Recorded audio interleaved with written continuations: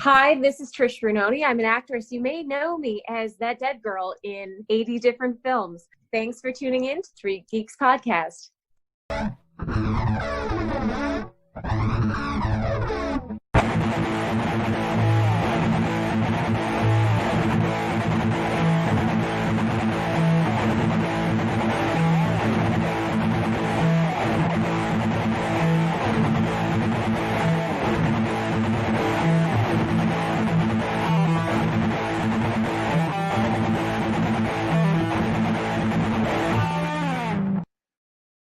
Hello, everybody. Welcome to the Three Geeks Podcast. We went live a few seconds early because we have a special guest popping on today's show. I think we need to commission Dan for another intro. Like, how have we had that intro for like a year now? Yeah, for some time. We need to get an outro too that I can put over the credits. I think we need to probably more. Send Dan away to the studio or the island or whatever. Like the island, whatever he needs, like wherever he creates that. I don't know where gold comes from. Okay, I'm not a genius. Whatever Dan needs to do, we let him do. Max, send me the island and you'll get like 5 of those.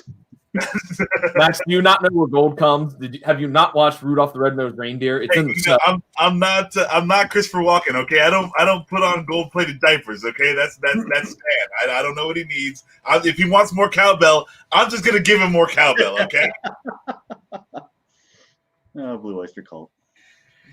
So anyway, we have some reviews set up for today. The Kissing Booth 2, Defending Jacob, Attack of the Killer Tomatoes. None of us saw the Pickle movie, but if you want to know how it is, jump on 3geeks.ninja. Tatiana, a lovely writer, wrote up her thoughts on the film.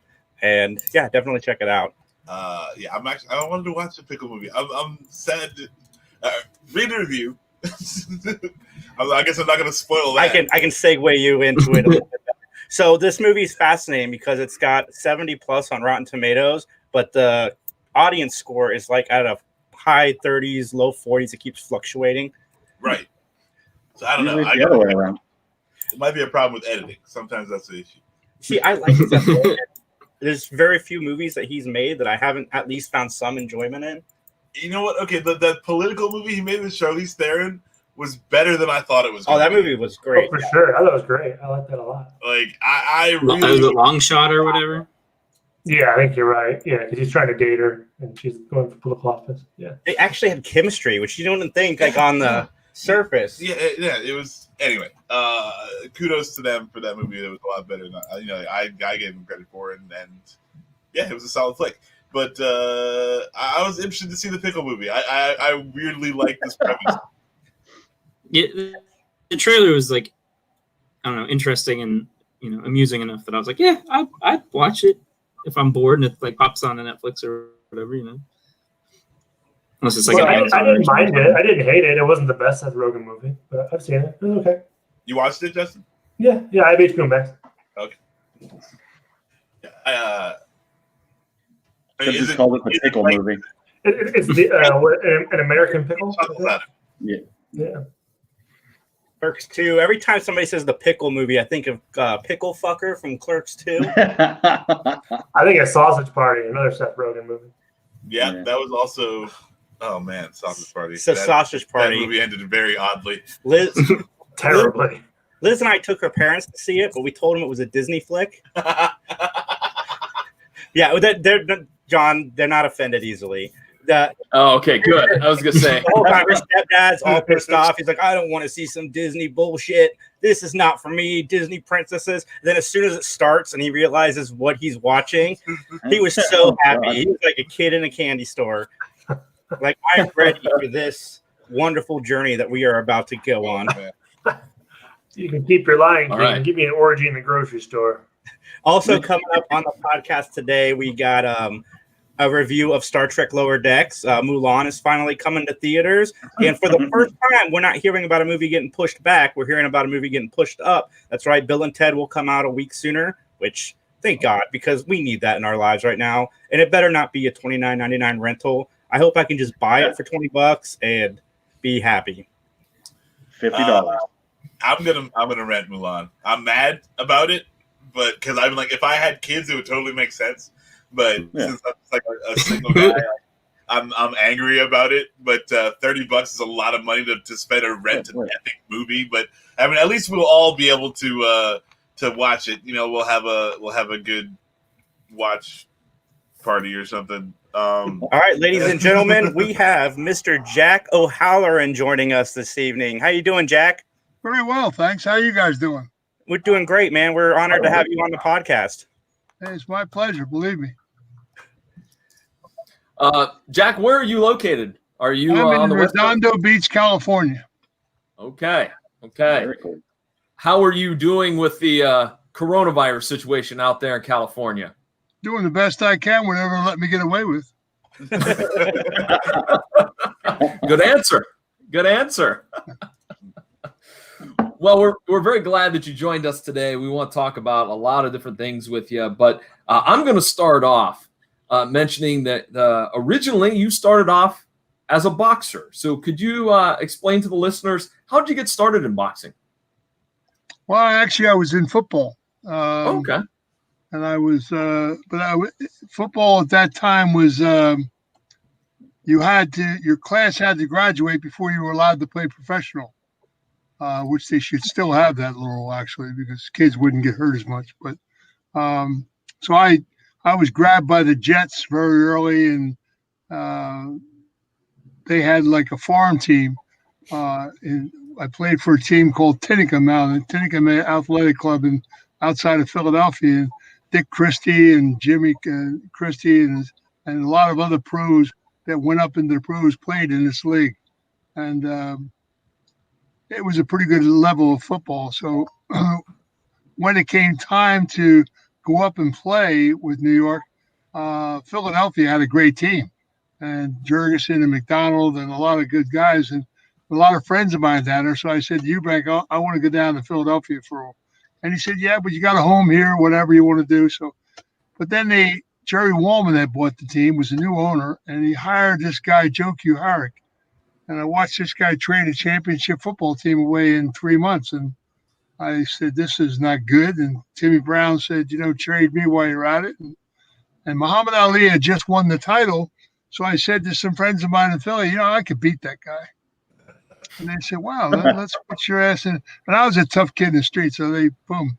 In the gym I went, and couldn't box amateur because I was already considered a professional athlete. So I just boxed professional. And I was 23 years old when I put a glove on, and Bob's your uncle, The game was on,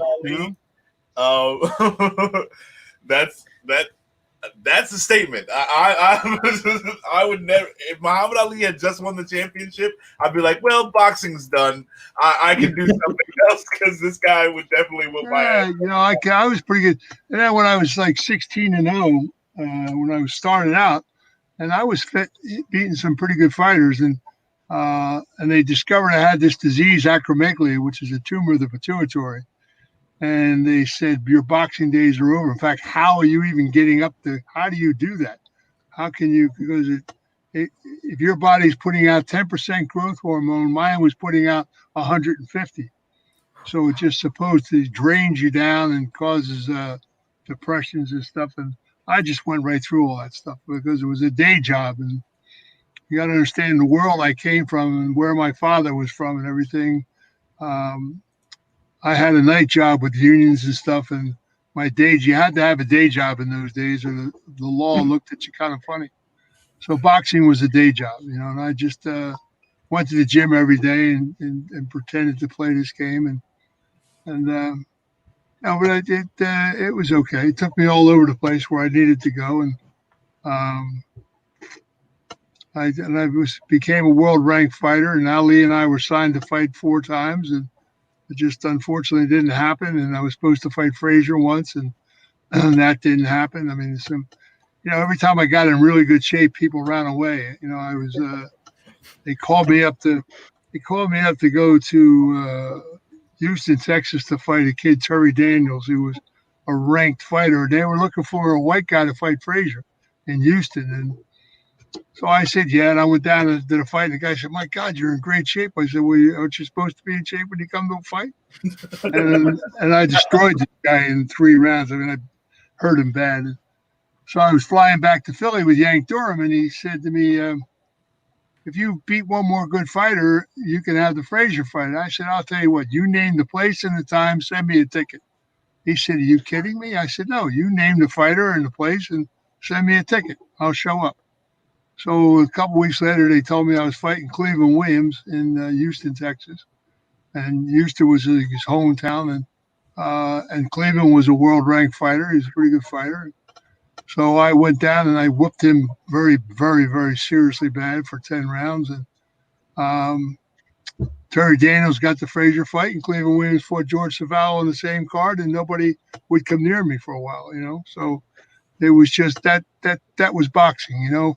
Had my father been alive and a few other people around, I probably would have been world champion in my time. But you know, it is what it is. You know, you just boxing was a great era for boxing. There were a lot of great fighters in that era. A lot of great heavyweights, anyway. I mean, there must have been 20 guys that were worth ranking in the top 10. I mean, today, there's a handful of guys from that era that I know would have beat any one of these guys that are champion today. And yeah, that was the time when boxing was the elite sport. Also, like everybody in the world paid attention to boxing. Like, yeah, well, Ali brought the money to the game. I mean, when I started boxing, you got $10 a round. I mean, there was no, if you didn't have a syndicate paying you to go to the gym every day, you know, you had to have a real love for the sport. You know, it was never, you know, you had to get lucky to, if Ali and I would have fought, it would have been the first big person. I remember I had gave Norton a pretty good licking, and they gave him a hometown deal in San Diego. But I stayed there because I won the city. It was an unbelievably great fight, and I won the California Heavyweight Championship. And when he came out to fight Norton, he was supposed to fight me. We had an agreement, Ali and I. It was all signed and everything. And Norton's people were very wealthy people, and they took a lot of money and went to Chicago. Gave it to Herbert Muhammad, and Muhammad called me on the phone. He was like in tears. He said, I don't know how to tell you this. It's I have no control over it, but I've got to take the Norton fight. So that was the first time. And, you know, then I beat a guy called Alvin Blue Lewis, who had went 13 rounds with Ali in Ireland, came home and he beat Terrell and another good fighter. And they were looking to make another Ali fight. And they called me to come out and fight him in Detroit, and I beat him terrible. I don't think he ever fought again.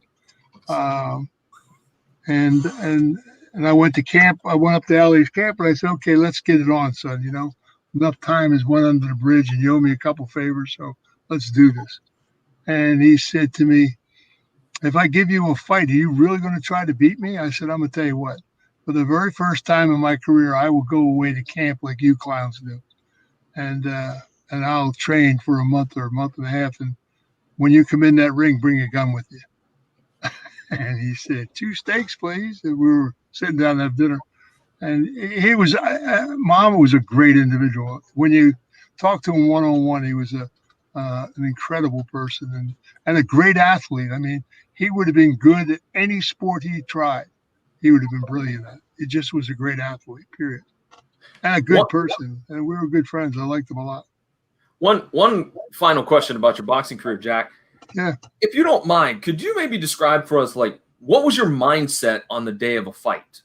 You know, when you got to the arena, like, what was some of the things that you kind of the preparation that you went through before you went out to the ring to do your bout? Well, you know, like I said, I was a pretty tough kid in the street, so fighting was, and I could fight. I was big, I was fast. I mean, when I played ball, I weighed 280 and did a 4.6 40. So I can move pretty well. And when I lost all the weight to box, you know, just my movements and stuff were all there. And I never had any fear of anybody. But getting up for a fight, the acromegalia was a problem. Getting in a mindset to do this, you know.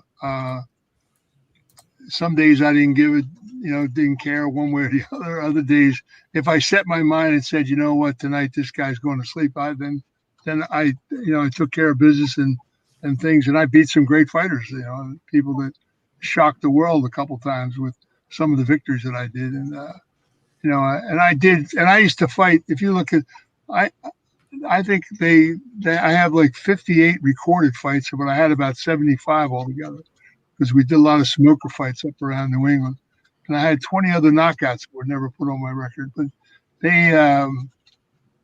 I used to fight every week sometime, or every other week, or, just like, these guys today fight once a year, twice a year.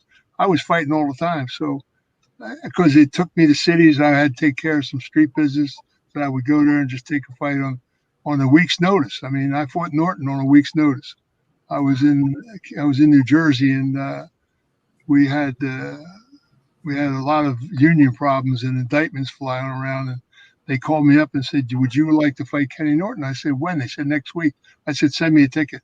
I wanted to get out of Jersey. And so I went out, and on a week's notice, I fought Norton and gave him a hell of a licking. And I did that a lot of fights. When I fought Foreman, I only trained a week for the fight, which was kind of stupid. But, and I'll tell you what kind of a maniac I was. When I finally had the acromegaly fixed up in Boston, Mass General, and the guy had a process. He was a pioneer of the disease, and he had this cyclotron proton machine, which they had to bolt something to your head to bolt you to a machine. So I had these 4 holes in my head, and and I was very lucky when he hit it with the laser. It was the first time, and it worked very well. But they wanted me in the hospital for a week and a half to do follow-ups because they were doing research on this stuff. And 2 days later, I checked myself out of the hospital, drove to Baltimore, Maryland, and fought the number 2 heavyweight Larry Middleton. I stopped in Philadelphia one day, went in the gym one day, and went down to Baltimore and fought this guy. And even the promoter said to me, "Are you crazy, man? I thought you just got out of the hospital." I said, "Well, I made a commitment, so here I am." And the doctors thought I was bananas because I could have died.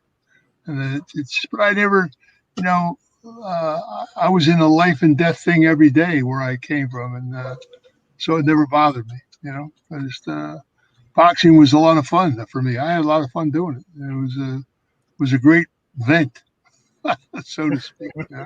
So, how did you how'd you go from boxing to acting? They came to me.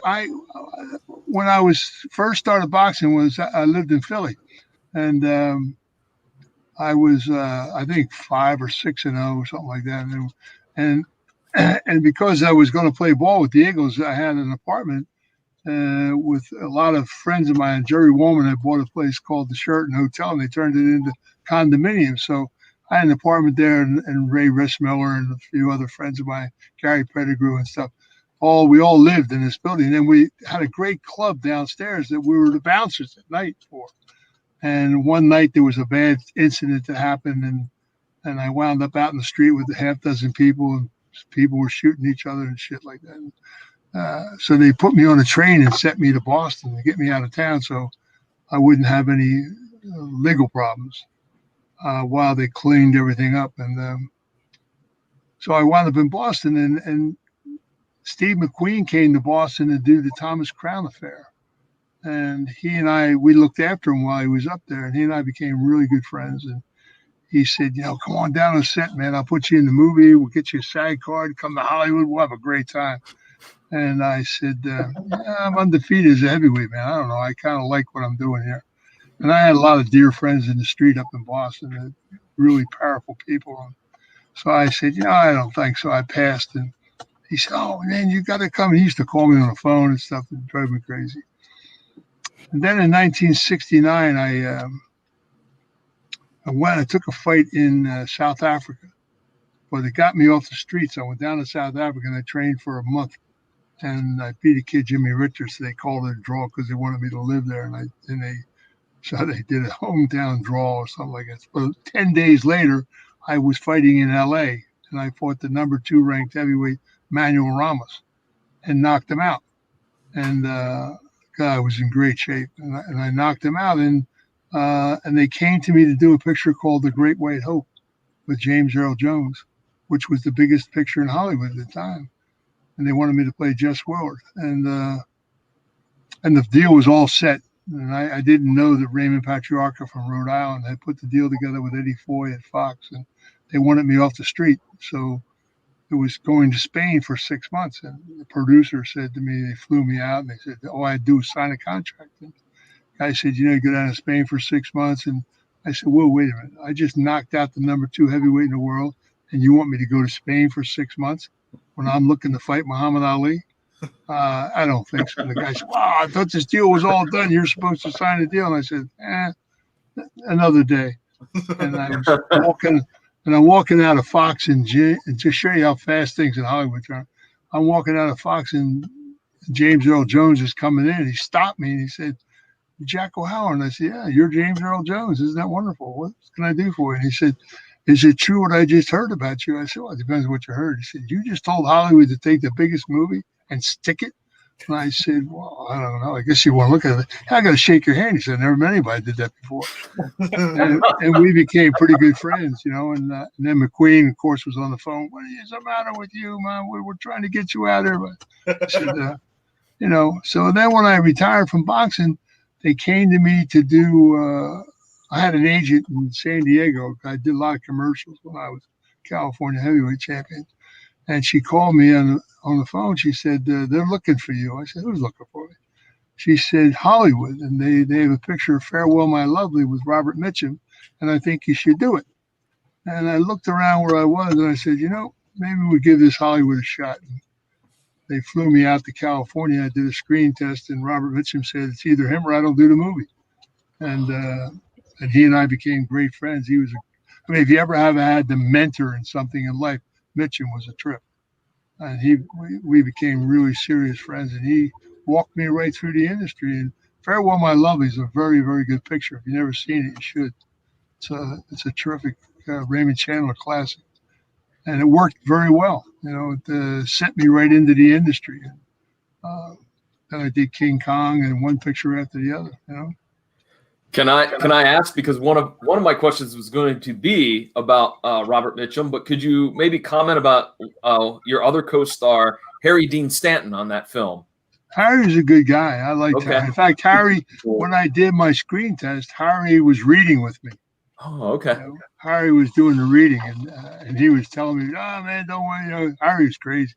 Harry was, in between puffs on the marijuana cigarette, he dialoguing along. Harry was a fun guy to work with. He was and he was a good guy. I liked Harry. Harry was a bit crazy, He was They had a great cast. We had John Ireland, Charlotte Rampling, Sylvia. It was a great cast. There was really some great because of Mitchum. Mitchum drew a lot of people. We had 4 Oscar winners on the crew, and I remember when I think I was working 4 weeks. And I was at Goldwyn Studios where we did the picture out of, and I was walking out, and the editor had his office right by the one gate, and I was walking out, and he stopped me, and he said, "Jack O'Halloran." I said, "Yeah, man, what's up?" He said, "I'm editing this picture," and I said, "Oh, how you doing, Bob?" He said, "You never worked before?" I said, "First time out, pal." He said, "Well, I'm sitting here cutting this picture, kid." And he said, "I'm gonna tell you something. You're gonna be a big star." So I said, "Oh, thank you." And I went to Mitchum and I said, maybe I should go to UCLA and take some elocution lessons or go to some of these acting lessons or something. And he laughed and he looked at me and he said, they'll either ruin you or you'll ruin them. He said, "Stick with me, kid. You'll fart through silk. Don't worry about a thing. You're doing good." And he was great. Robert was just an amazing individual. One of the most well-read men I ever met in my life, actually. He was really? Yeah. He had an amazing memory. His memory was fantastic. In fact, it got him into trouble because he was very close to Howard Hughes. Howard Hughes and he were really good friends. And Mitchum used to have a horse farm because he raised quarter horses. He had a horse farm down in Maryland, and he was the neighborhood resident for the White House. He was the resident star to live down the street. So every time they needed a movie star to come up to a dinner, if he was home, they would call him on the phone. So he got a phone call, you're in town. Would you please come to this dinner? And he didn't think anything of it. So he said, I went, and all these political people were there. He said it was unbelievable. He said, all these generals and all these people.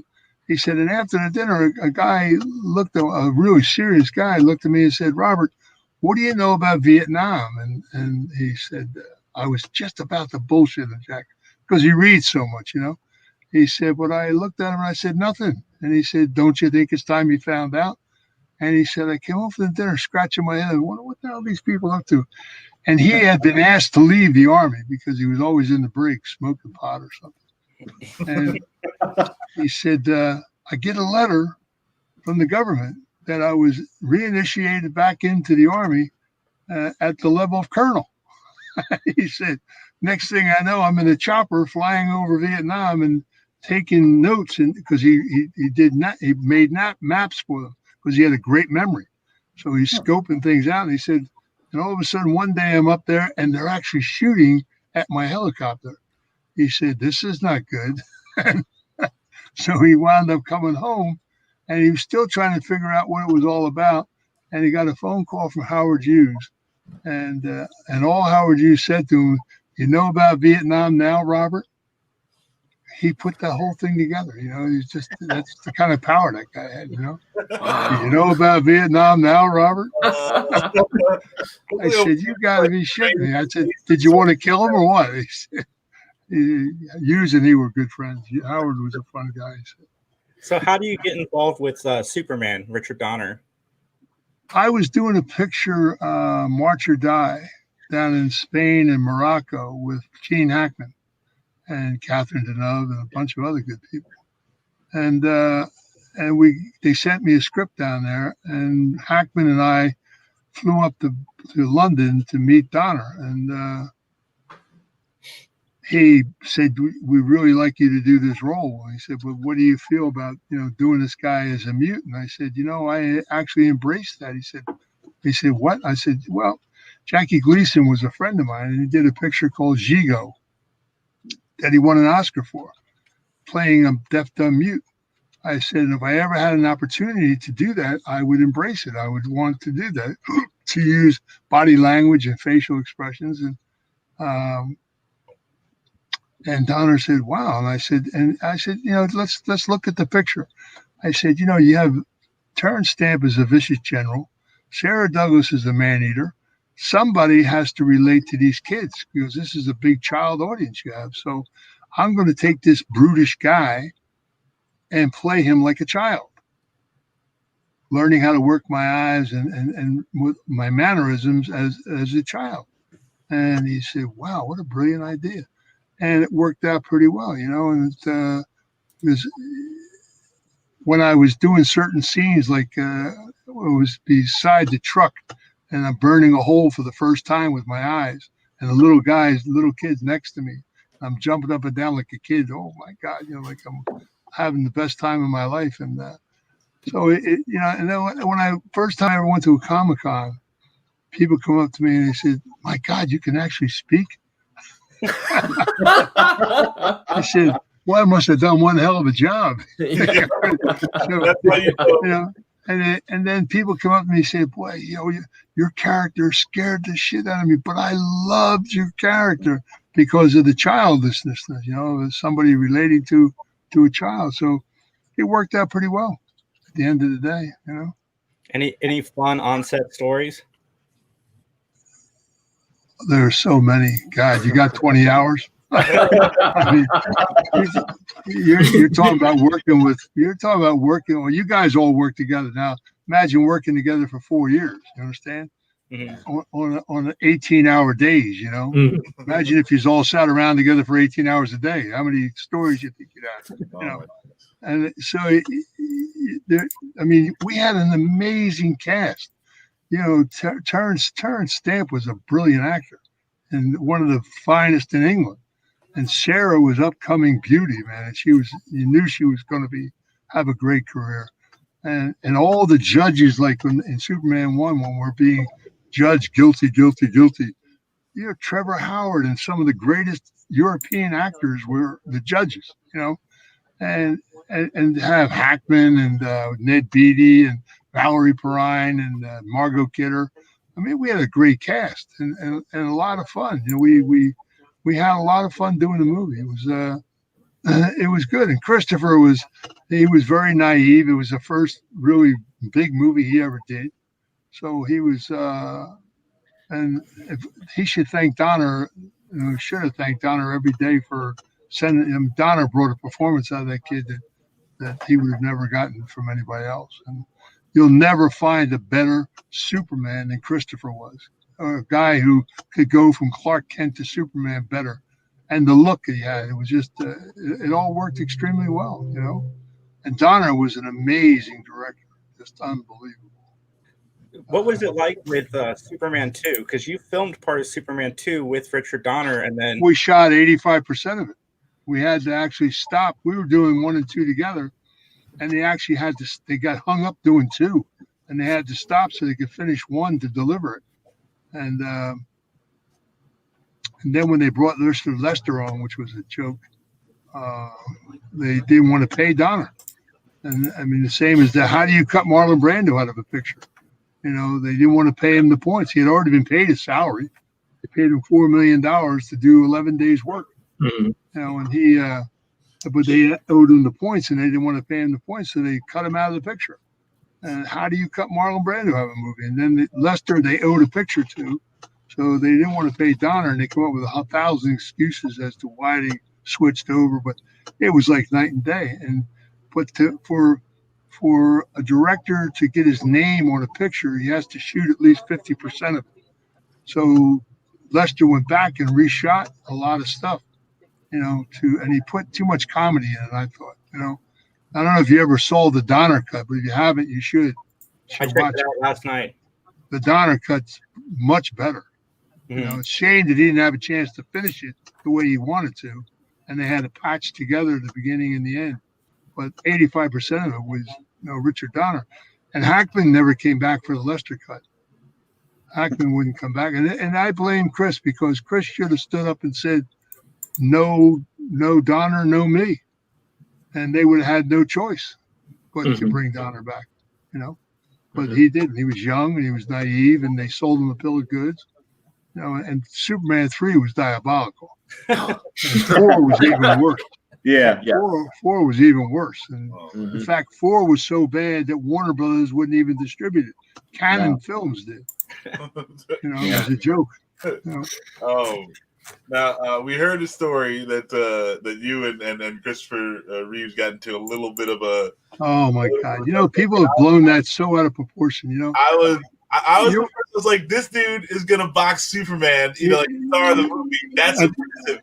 But now I'm more impressed with Christopher, because I'm like, this guy is gonna fight a dude who's gonna fight Muhammad Ali. Like, that's impressive. Well, you know, he's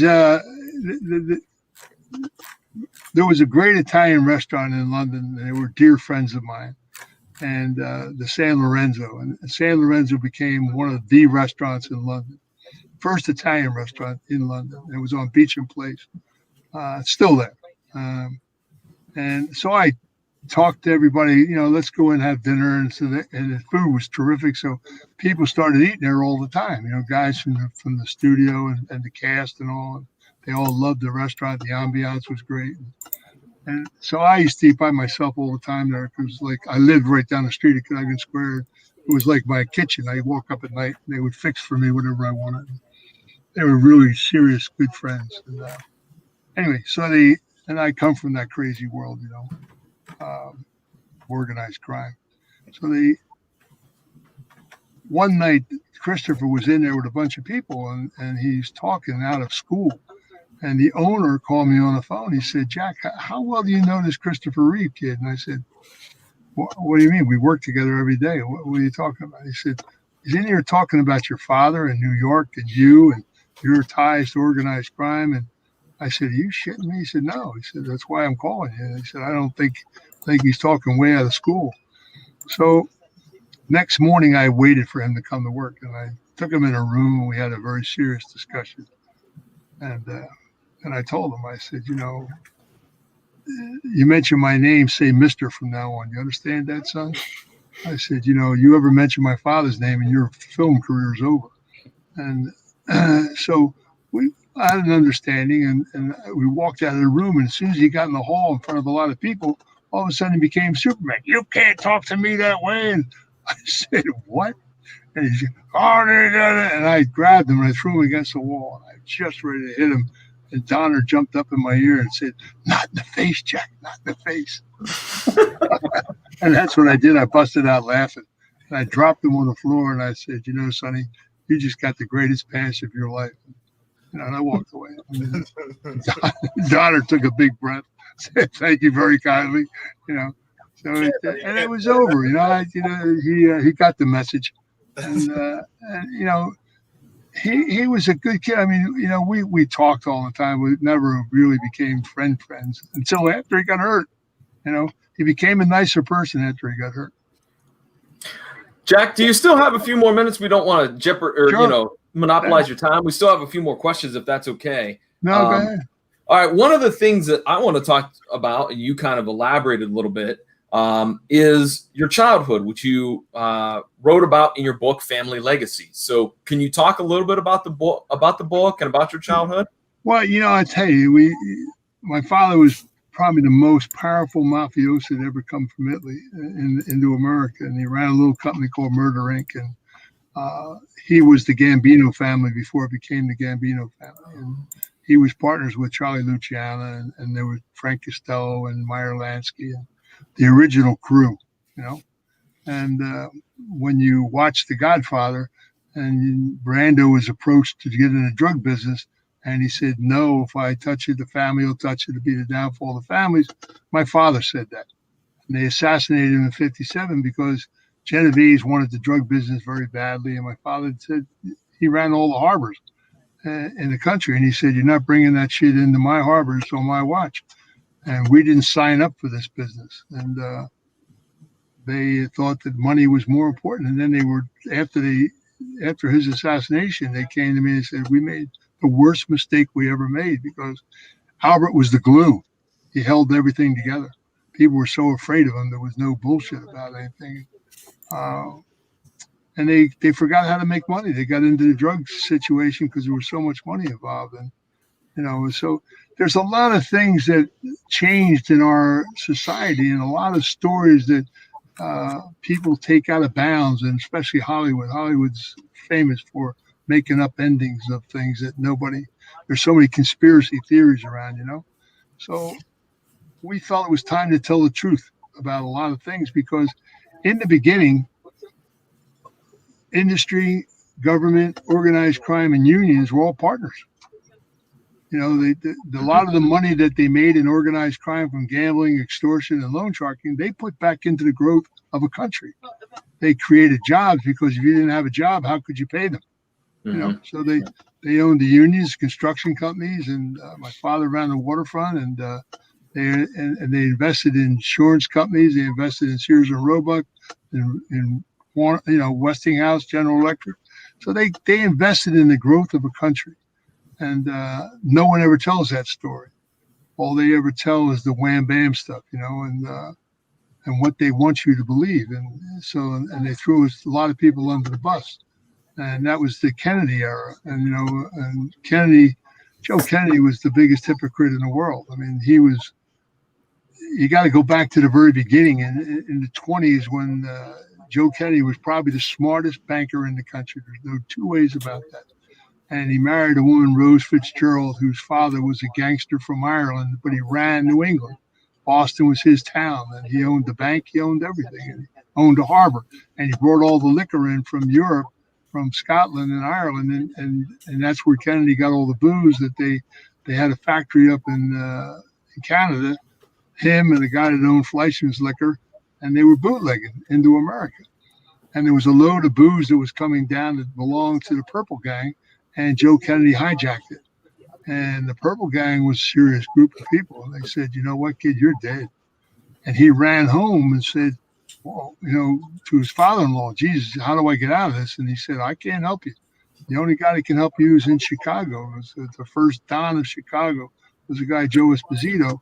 And he went out and saw him. And Esposito said, you know what? You're a great earner, kid. You go home, and I'll take care of the Purple Gang, but you belong to us now. And the only money he ever put into a building is the Mercantile Building in downtown Chicago. They made him build that. And he was on the thumb with them and the Hamilton Club, which was a political compound in Illinois there. And they sent him to Hollywood, and no one ever talks about that. Chicago controlled the film industry because they owned the Cinematographers Union, and they sent him out and they introduced him to Randolph Hearst. They introduced him to a couple other people, and he was responsible for putting the distribution deal together for RKO Studios. And if you look at all the paperwork underneath, he put all the Jewish theater owners together and made a distribution outlet for them. So Joe was all over the place, and he did a lot of things. In Chicago in 1926, they came to him, they sat him down because Europe was demanding more money now that America was into the war-bearing deal after World War I. They were taking jobs away from Europe, and they weren't paying back the money that Europe thought they should be getting because they underwrote America. They financed America from the banks of Geneva. There was only, $1 million came from the American bank. The rest came from Europe. So they thought they were being hosed a little bit. And they sat him down and they said, listen, we want you to do something. So he stole $5 million from Pathé Newsreel on a short sell right in front of everybody's eyes, and nobody ever saw it. And they said, what a great idea. Now, this is what we really want you to do. And he did a short sell that was aimed at 30 companies in Europe. One of them being Blackjack Bouvier and his father and his uncle, his company. And that's Jackie Kennedy's father. And that was a Rothschild company. And they bankrupted his company. He drank himself to death. And her mother never forgave Joe Kennedy for that. She groomed her daughter to marry Jack Kennedy. So she wanted her money back. And they, anyway, at the end of the day, they did this short sell in 29, and it worked extremely well. And they were taking a couple of days off. They were going to come back the following week to finish it. And in the meantime, the country panicked and the crash happened. They didn't design it to happen. It just happened, and it worked well for them. They made a lot of money. So when it got done, the government said they bankrupted the companies in Europe, and they knew they had to reinvest in America to get their money back. So they said to Joe Kennedy, we want you to take another job. You're going to run the SEC and change all the rules and rewrite the rules of the SEC because these people are going to reinvest and they want to do it under different circumstances. So we did that, and he did that until 1935, and he did a great job. And President Roosevelt said, very, very good, Sunshine. Now we're going to send you to England. You'll be ambassador to England now. And he went to England, and we weren't in the war yet. And before he went, some people grabbed him and said, listen, son, you're going over there. We want to tie some strings together. So you're going to go see a few friends of ours, and we're going to make some mergers, and you're going to take care of it. And the first guy he sat down was the Shah of Iran, who was a gangster. And they put a bank together, and they lent money to Hitler. And then Hitler came back with that money they added a guy called Khashoggi, and they sold weapons to Hitler. So England turned around and said, hey, Sonny, what do you think you're doing? You're supporting our enemy here, and you can't do that. So they threw him out of England. But nobody ever knew why he was thrown out, because the Gore family owned the papers on the East Coast. They were in Indiana. And the Hearst family owned the papers on the West Coast, and there was no television. And the radio stations were controlled by the Murchison family from Texas. So no one ever said a word why he was thrown out of England.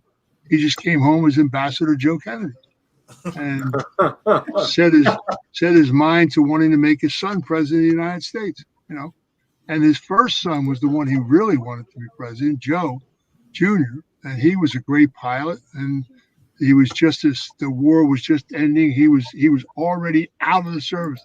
In 10 days, he'd have been back home.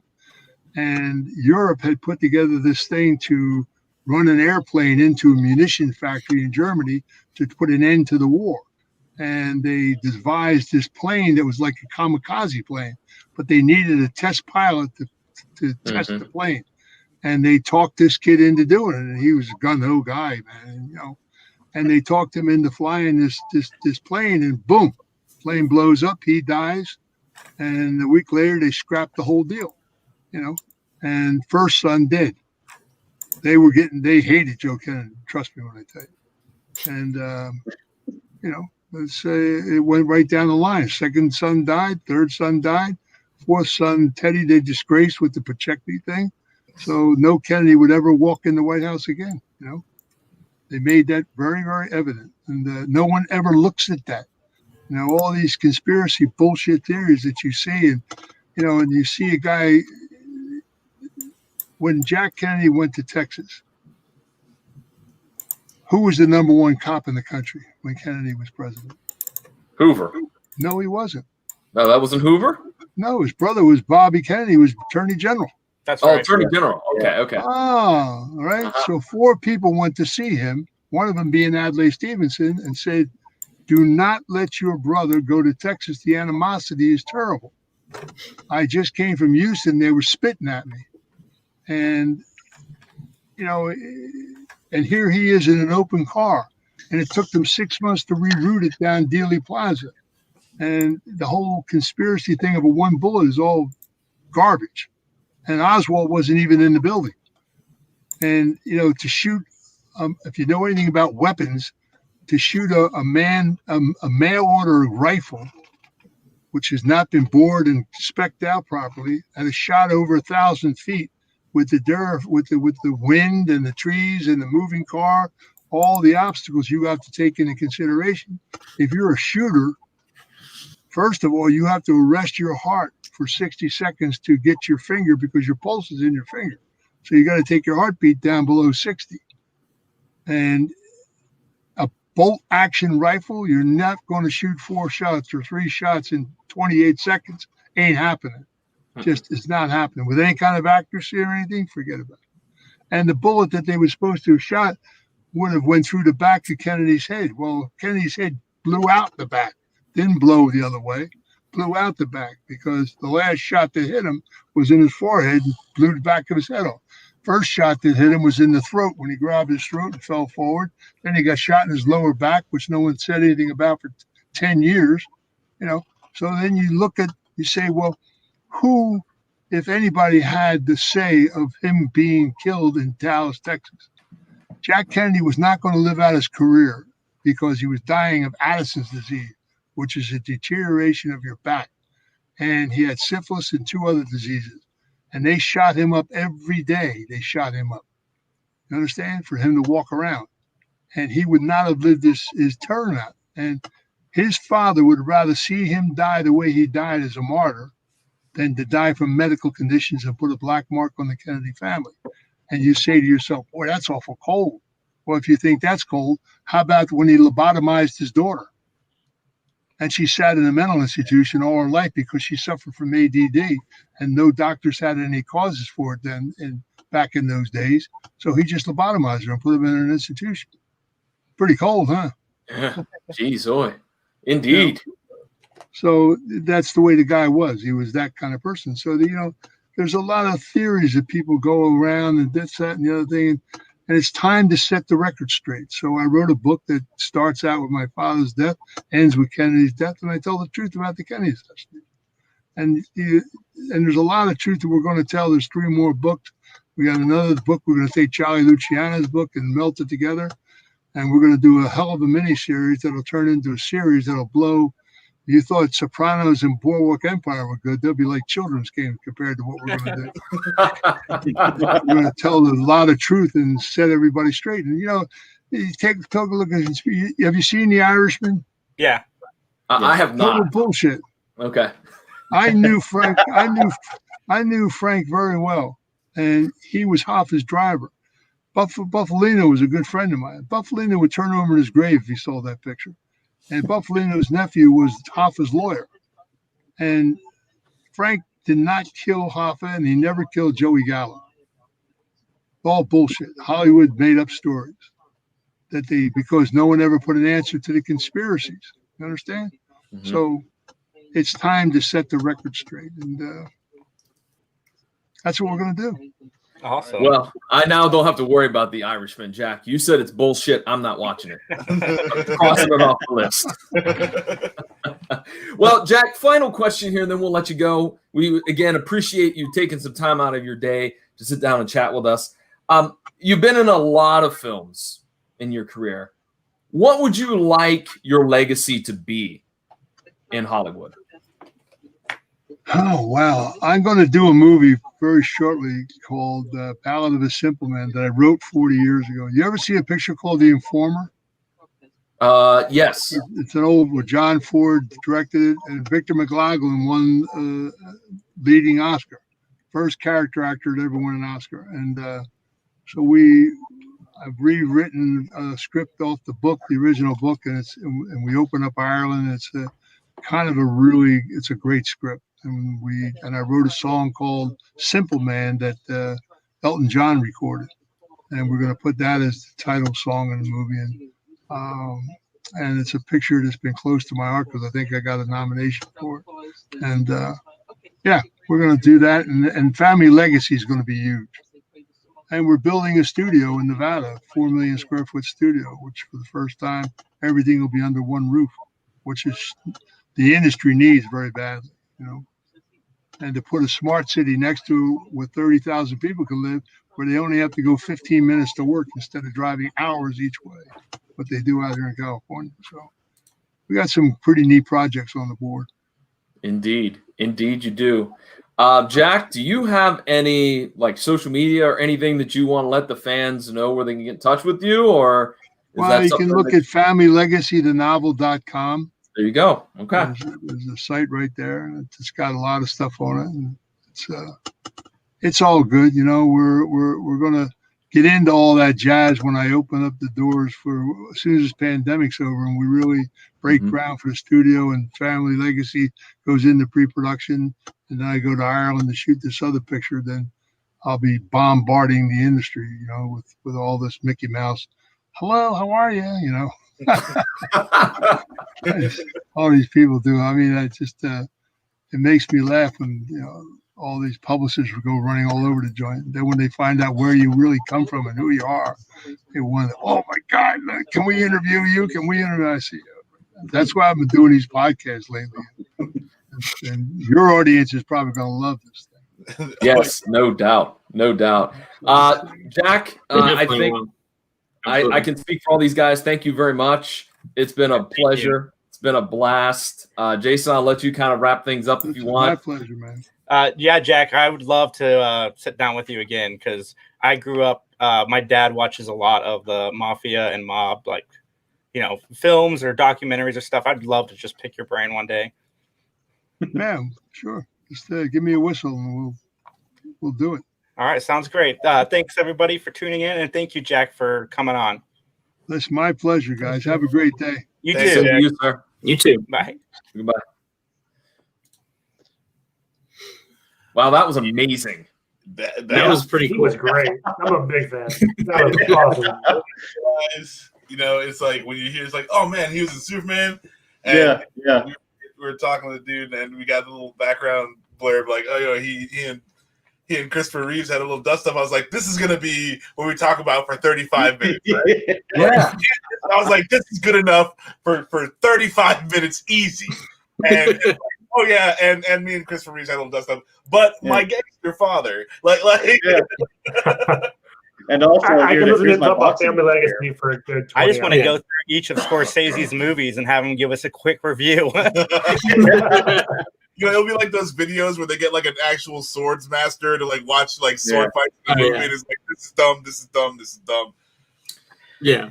All right. Well, speaking of dumb, let's just segue right into it. And that is changing the galaxy across. Oh no! Wow. Absolutely. Oh, The old Upper Decker. because Dan's right there.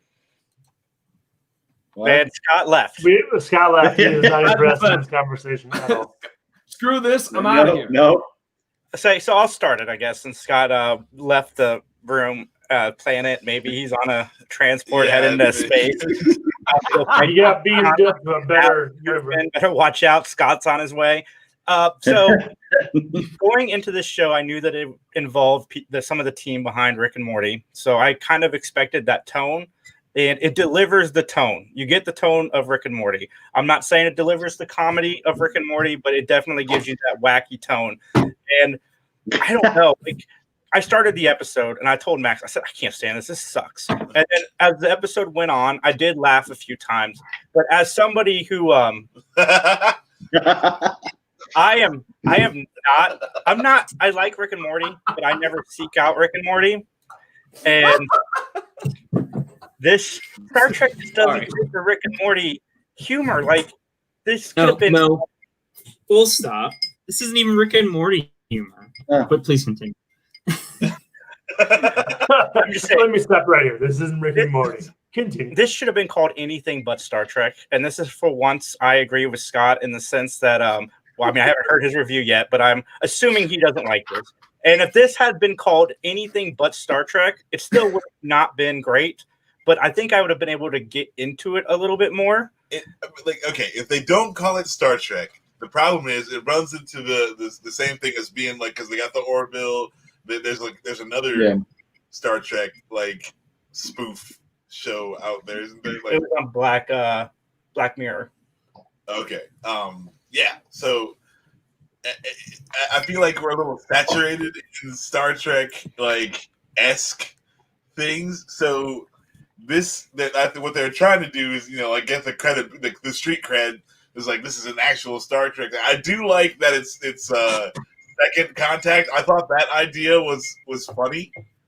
Because like, oh yeah, we're the guys who come in here and then you make sure all your paperwork is filed and yada yada yada. And I thought that was like interesting because it's something that you would need in like Galactic Federation. So yeah, like I like the premise of it, but it's it doesn't. At least in this episode, it didn't hit. Like the jokes weren't great, and when the monster is using the guy as a suck toy, that legitimately made me laugh. Yeah, and then it all kind of like works out, and that's where the Rick and Morty-esque feels comes to it, because it's like this led to that. You didn't know in the beginning that this was what was going on, and it all worked out from the genius plan of the hero. But before we hear all the reasons why Scott loved this, it was all right though. I want to watch another episode just to see if I like it or not. Yeah.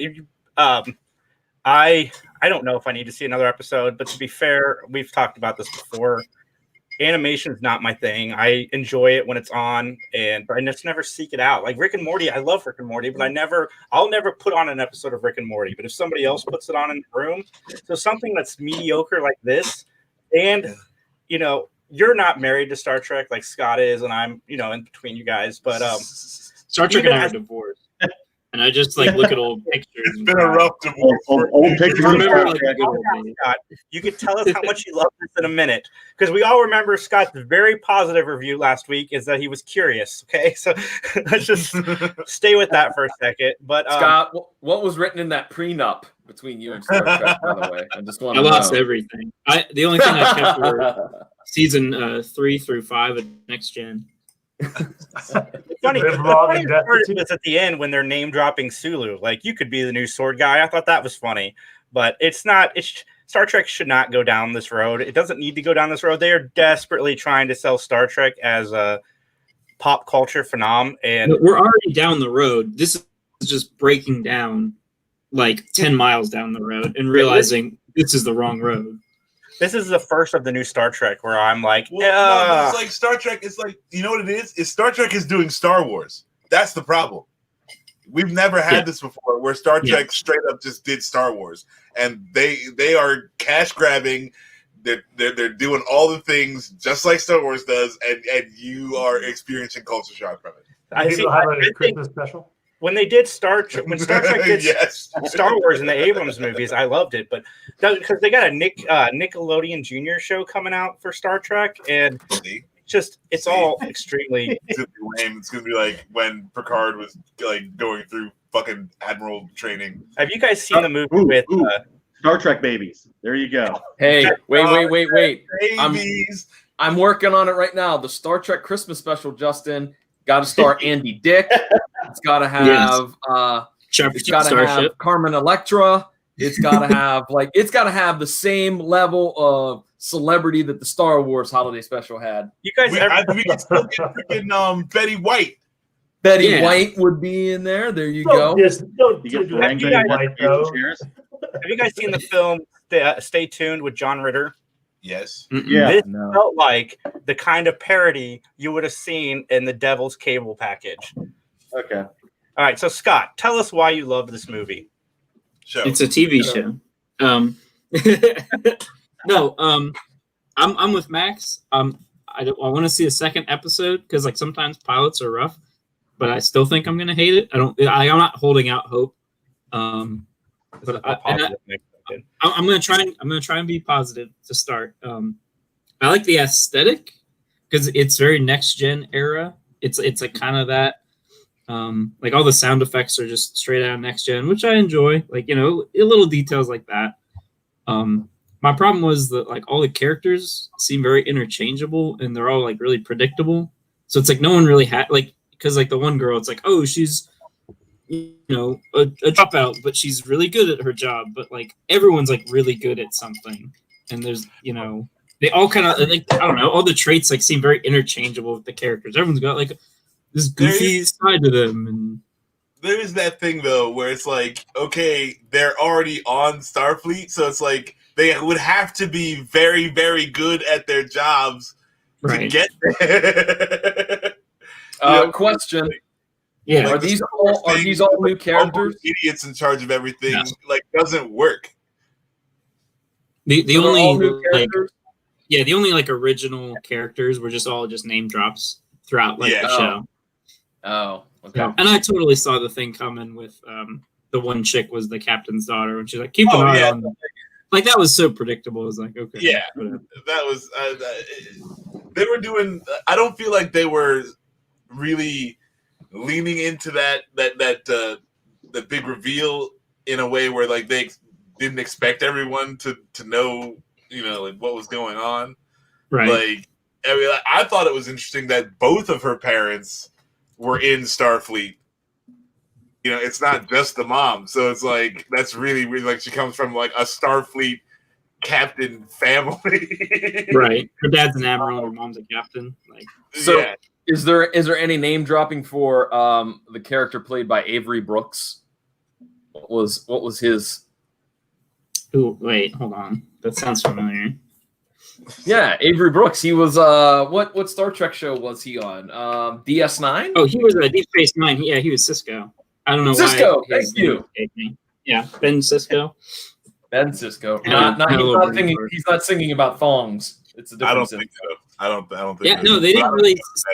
They didn't bring up Deep Space Nine. It was all Next Gen and TOS that they were name dropping.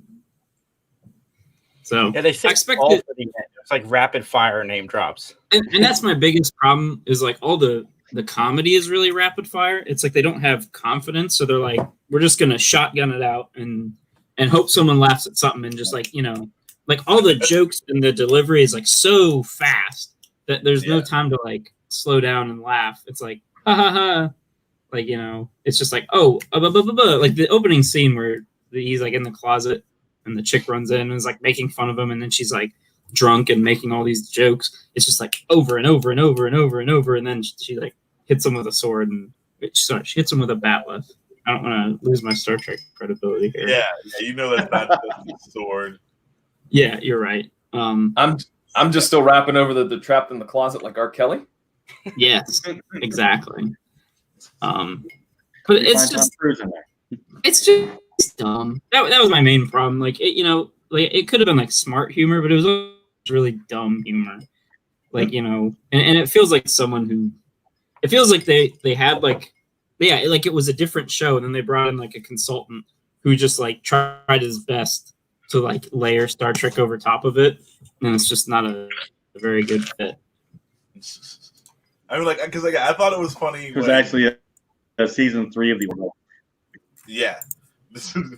I thought it was funny, like when the dude, like they're going through the zombie apocalypse on the ship, and they're going from level to level, and they're the super badass teamwork. together, and then like something goes wrong, and he just instantly wants to fix it real bad, and she's like trying to play kissy time, and he's not having any of it.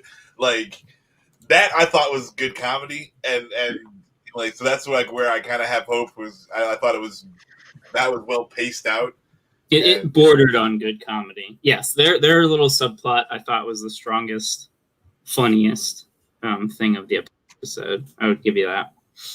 Yeah. So I mean, like, yeah. So that's why I'm holding out a little bit of hope but this may just be another Gotham where they do that one like little good thing where you're like, you see, like if they would just expand on this, and it's never any better than that, and they just keep doing it to you. It might be that too. So beware of that. But yeah, it's. So George says, I love the Tribble DS9 time travel episode. Time travel was terrible. So well done. Scott, I have not seen that episode. What's that one about? It's Trials and Tribulations. Basically, so there's the TOS episode where they're aboard the space station, and it's the one with the Tribbles, and it's like kind of like a neutral ground. So, the Klingons are there and Starfleet's there, and there's a big bar fight because he goes up to Scotty, the chief engineer, and he doesn't care, like he's insulting like the captain and all these other people, but then he insults the ship, and so Scotty hits him. So it's a big conflict between Starfleet and the Klingons, and then there's Tribbles involved. So they do an episode where Cisco goes back in time, and they work him in to the background of scenes and stuff like that. So I mean, yeah, for the time it was very good editing. You can tell it's a little rough, with especially because obviously they're filming on two totally different qualities of cameras, just in terms of 60s versus 90s. So, but yeah, it's a fun little episode.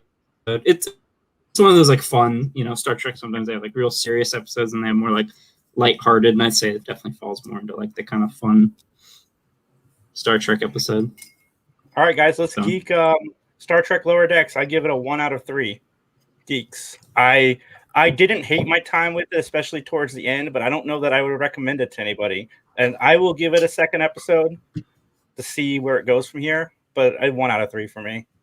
Yeah, I'm going to have to be right there with you. I wouldn't really recommend this just yet to anybody.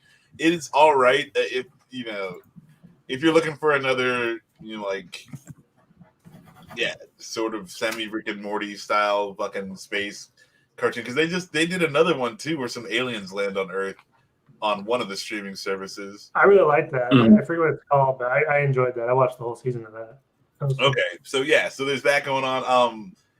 Yeah, this kind of fills in there. So if you're a Trekker, then maybe you'll take this. But so far not great, not terribly terrible, but there's a lot of bad things in there, but there might be that.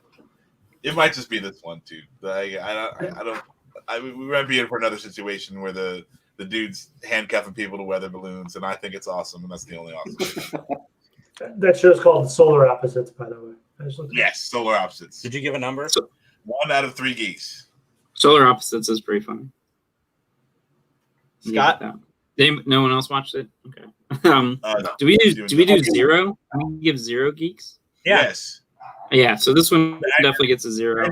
Because you watched it, so there's 1 geek, but we'll -1. You need emotional support for the people that did watch it. Yeah.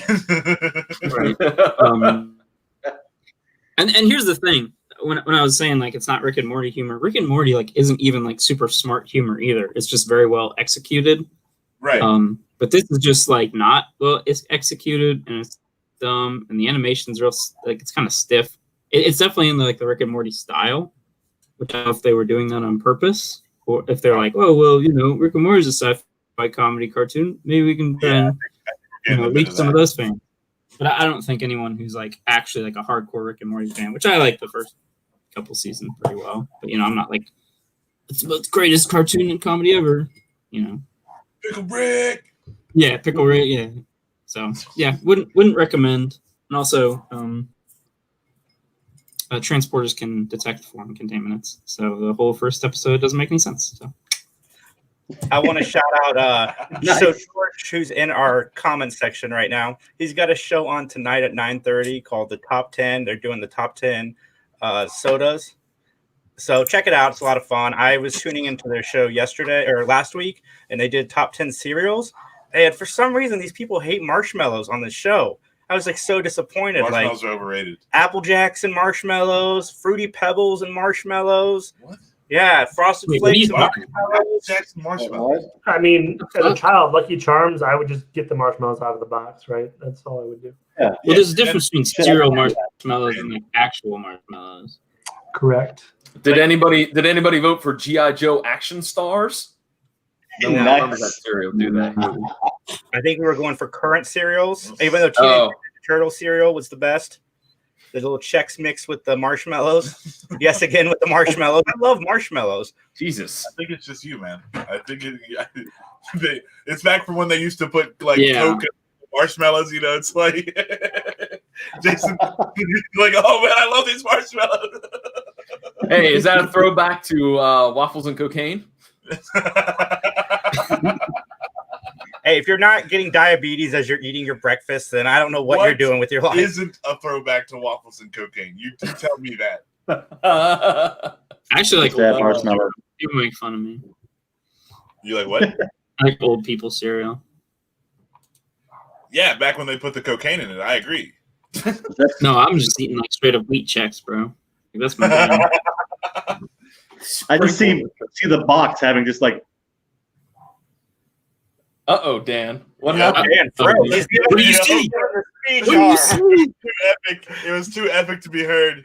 Dan speaking to Oh. Rome. Dan, can you repeat your thought? Can you hear me now? Yes. Yeah. All right. Yeah. No. I just see the box with old people cereal written on it sitting on the shelf, and Scott's just like, oh yeah, that's mine. Yes. That's probably what would happen. There you go. Scott, do you eat Wheaties? I don't. No. I've never met anybody who actually eats Wheaties. I've eaten Wheaties. Have you? I've eaten Wheaties. Okay, I mean, That's but because you they're all wanna- track stars. Look, I just got to be honest. Look, I don't buy name brand cereal because it's too damn expensive. So there's no generic Wheaties. So I'm like, Yeah. Okay, John. Do you bag cereal? Do you get like that giant bag? no, Of cereal? no, I don't do Tasty that. Oats. That's too much cereal for me. Nah, dude. That's I just get the Kroger's brand, shredded wheat or Yeah. frosted giant flakes. 80-gallon bag of cereal. How about some Honey Nut Scooters? The Kroger brand, it's like their strawberry cereal. It's like strawberry and I don't know. What's that? Marshmallows make Jason happy. No, what's that like raisin brand? Like not like the raisins, but like those flakes. Like that's actually not bad. Like, I think that's cereal. I mean, I would eat Wheaties more often if it wasn't so damn expensive. I don't know if I've ever actually had Wheaties, but next time I go shopping, I'm gonna get a box. Don't. Okay. I bought a box because Dan Marino was on the cover in the 90s, and I ate it, and it was the grossest thing I ever had. You're probably gonna love it, dude. It's definitely old people cereal. Yeah. Dude, I'm, that's check how it I out. feel about G.I. Joe Action Stars. It was There's the worst not cereal a I've ever eaten. marshmallow to be found in a box of Wheaties, dude. Of course, John, you ate the Action Stars like last week. Yeah, that's 30-year-old You know, cereal. yeah. I ate it. Exactly. Yeah, that's exactly it. You had it preserved. You have like a storage, a vacuum Like a sealed humidor. cereal. Oh no. It was just sitting in the closet for that long. Yeah, it's in the garage with the Sky Striker and the whale and the Bobat and the command center. Yeah. Oh man. You open it up, it's like, ooh, marshmallows. That's all I want for my breakfast. All right, so cereal's good. Marshmallows. Gotta love it. But yeah, check out the top 10 as I count down Soda Pop tonight. I hope to hear a shout out to Jolt and Kick. Does anybody remember? I want to hear Big K Citrus Drop. I don't know. You guys remember Kick at all? Just Who hurt you, John? Who hurt you? I used to get citrus drop a lot. I was like super broke, and that was all I could afford. Yeah, that's right, man. All right, well, let's transition into some good news. So we keep hearing about all of these movie delays coming, and we finally have one that's coming to us sooner than we expected. And I think this movie needs to happen. I've said this many times. I think we need this in 2020, whether it's good or not. We need just a dumb, fun adventure. And I'm glad that it's coming out earlier and they didn't push it back. Or I'm just glad to hear movie release news without the words Tenet or Disney anywhere in the article. Are they releasing like straight to the peoples? It was going like on Netflix. It's going VOD, but I don't think it's going for rental. I think it's going where you can buy it, so you don't have to pay the Mulan prices, which we'll get into in a minute. Okay, yeah, like the mouse wants his cheddar, man. Got to give the mouse his cheddar. Can we just hard segue into how sad I am about Mulan right now? We can. So Mulan came out, which we all expected, and studios need to make their money. And for people that have more than out already. No, I'm sorry. It comes out the first. That's why Bill and Ted Move comes out the first weekend of September. It's coming out to Disney Plus, and it's going to have a $29.99 rental fee, not purchase rental fee. All right. Which there's two sides to this. I actually had this debate with a friend earlier today, where if you have more than a few people that live in your house, and you were going to go see it in the big screen and all that stuff, then the price tag is somewhat easier to digest. Yeah, no, you're paying that much anyway. But if you're a single parent with only one kid, or your max, just some fat asshole, or a lot of us on this podcast besides me, like this $29.99 thing, if you guys weren't part of the podcast and knowing that you could leech it off of Max and I, would you guys be seeking out this rental fee for Mulan? I'm not a fan of Mulan to begin with, so I'm not. Mushu, please. Come on, let's get down to business. I mean, I wouldn't pay $10 probably to rent this on like VOD, so I don't care. No. Yeah, my whole thing is like, why rent the new one when the old one is on Disney Plus right now? And probably better. Let's be honest, it's probably better. But this is the only Disney movie that's come out where I'm excited that they're doing it live action. I'll give you that. If they do it well, it's gonna be really sweet. I think it'll be a really awesome movie. So that's the only reason. Like I'm mad that I'm going to pay the money. But like if I had 3 kids, fucking a $30, and I could stay at home, I don't gotta pack them up and worry about how they act in public. Yeah, no, that's an easy nice $30. Great evening. Wait a minute, it's coming out the same weekend as The Boys season 2. So no. Yeah. Well, I'm going Boys. More so than Mulan. Hey, look, I'm just not getting much sleep. Right. That's all. There's a whole lot of demographic overlap there. Yeah, there is. Yeah, I'm gonna be $30 and about 3 hours of sleep less than everyone, but it'll be fine. Well, okay. Yeah, sure. I would not, as a single dude, I would not be paying $30 to see Mulan. But I enjoy going to the movies, so paying an expensive price, like $15 for a ticket, I enjoy doing that because I enjoy the experience of a movie theater. Yeah, I mean, but I'm not a fan for this. Sorry, go ahead. You're still going out and stuff then, though, you know? Right, 100%. Yeah, I mean, if I could have anything back, if I could have any one thing back, it would be movies. Period. I would love to be able to go to the movie. But yeah, it sucks. But you know, like this one, I wouldn't do it if it was Aladdin or like any other Dumbo.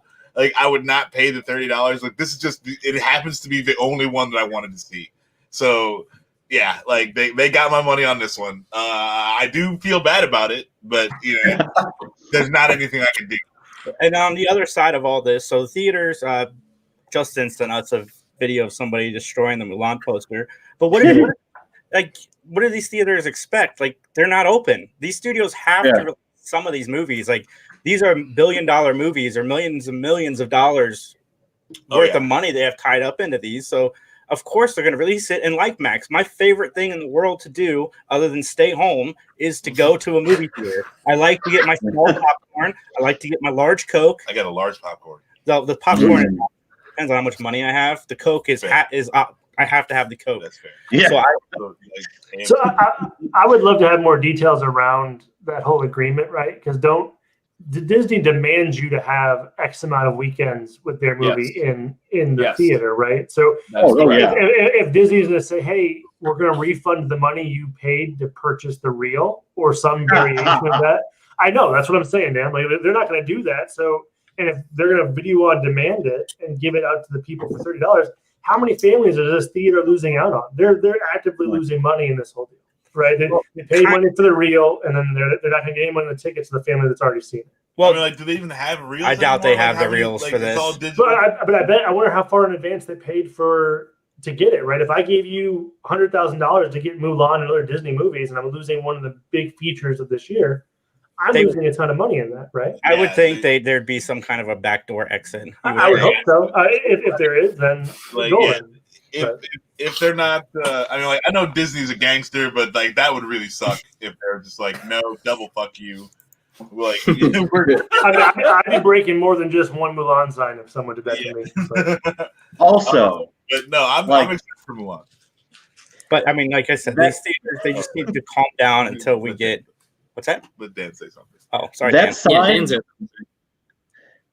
sign took some poor theater worker like an hour to like 2 hours to build, and then some dude just goes on jumping on it, beating it with a stick. Come on. It's not his fault. You should have been able to break it. That's the guy that should have broke it. Say, you built it? Yeah. Here's a bat. I remember those, and those freaking standees are a pain in the ass. Oh man, yeah. Those are. I would get a job in a theater just for like giant posters and standees like that you get after the movie's done. Like that stuff is fun, but no, it can't be fun to build. Like even at the card shop, freaking like Magic the Gathering. Sometimes where it's like you're spending an hour just like punching cardboard and taping it together, and after you're done, you're like, was this worth it? Really? Like, really? What I even care? Yeah, it's absurd. But if it wasn't the dude who set it up smashing it, then that's a tragedy. Yeah. Yeah. Theaters, just calm down. The movies will eventually get back to you. I know that Universal, and we didn't talk about the Universal AMC thing on here yet, did we? No. Where they worked out a deal where all Universal movies are now acceptable to play 17 days in theaters, and then after that, they can release it to VOD, which gives the theaters 3 weekends. Huh. So Fast and Furious will now be going back to AMC's as of like a few months ago. They were going to block it. Okay. It's kind of a compromise, but we live in such a crazy time now to think that theaters aren't open.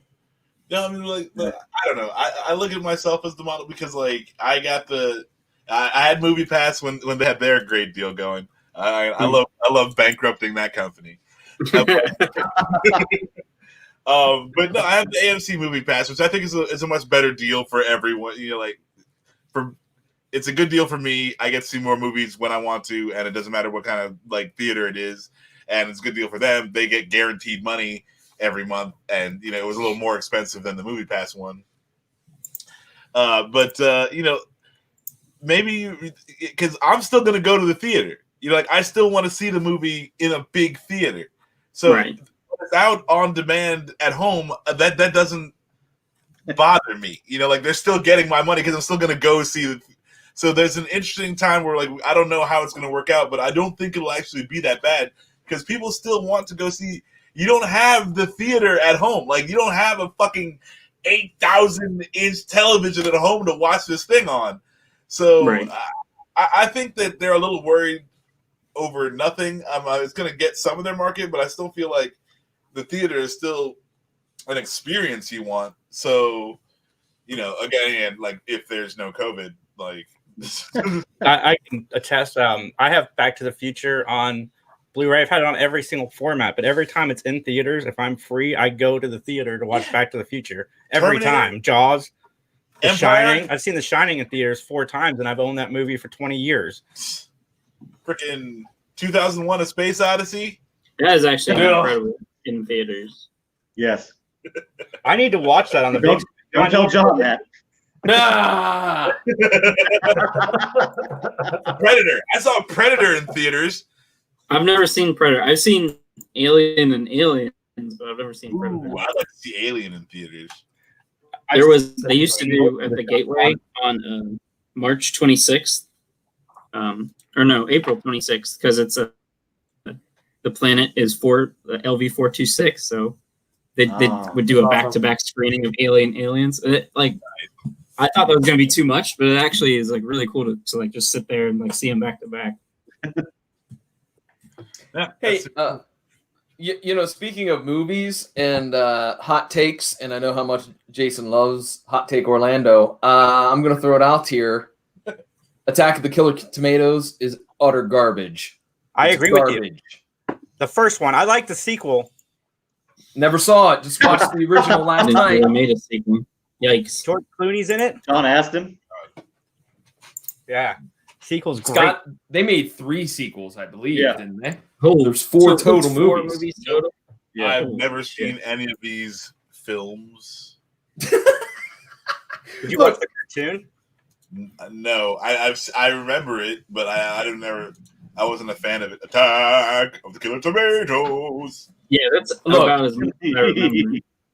It's just not funny. Like I understand it's a parody, but look, you look at parody movies that are great, like the Kentucky Fried Movie is hilarious. There's some really good funny parts. Huh? Black Dynamite, like we were talking about. Black Dynamite, yeah. Oh, man, that's like so these funny. are great Oh, my parodies.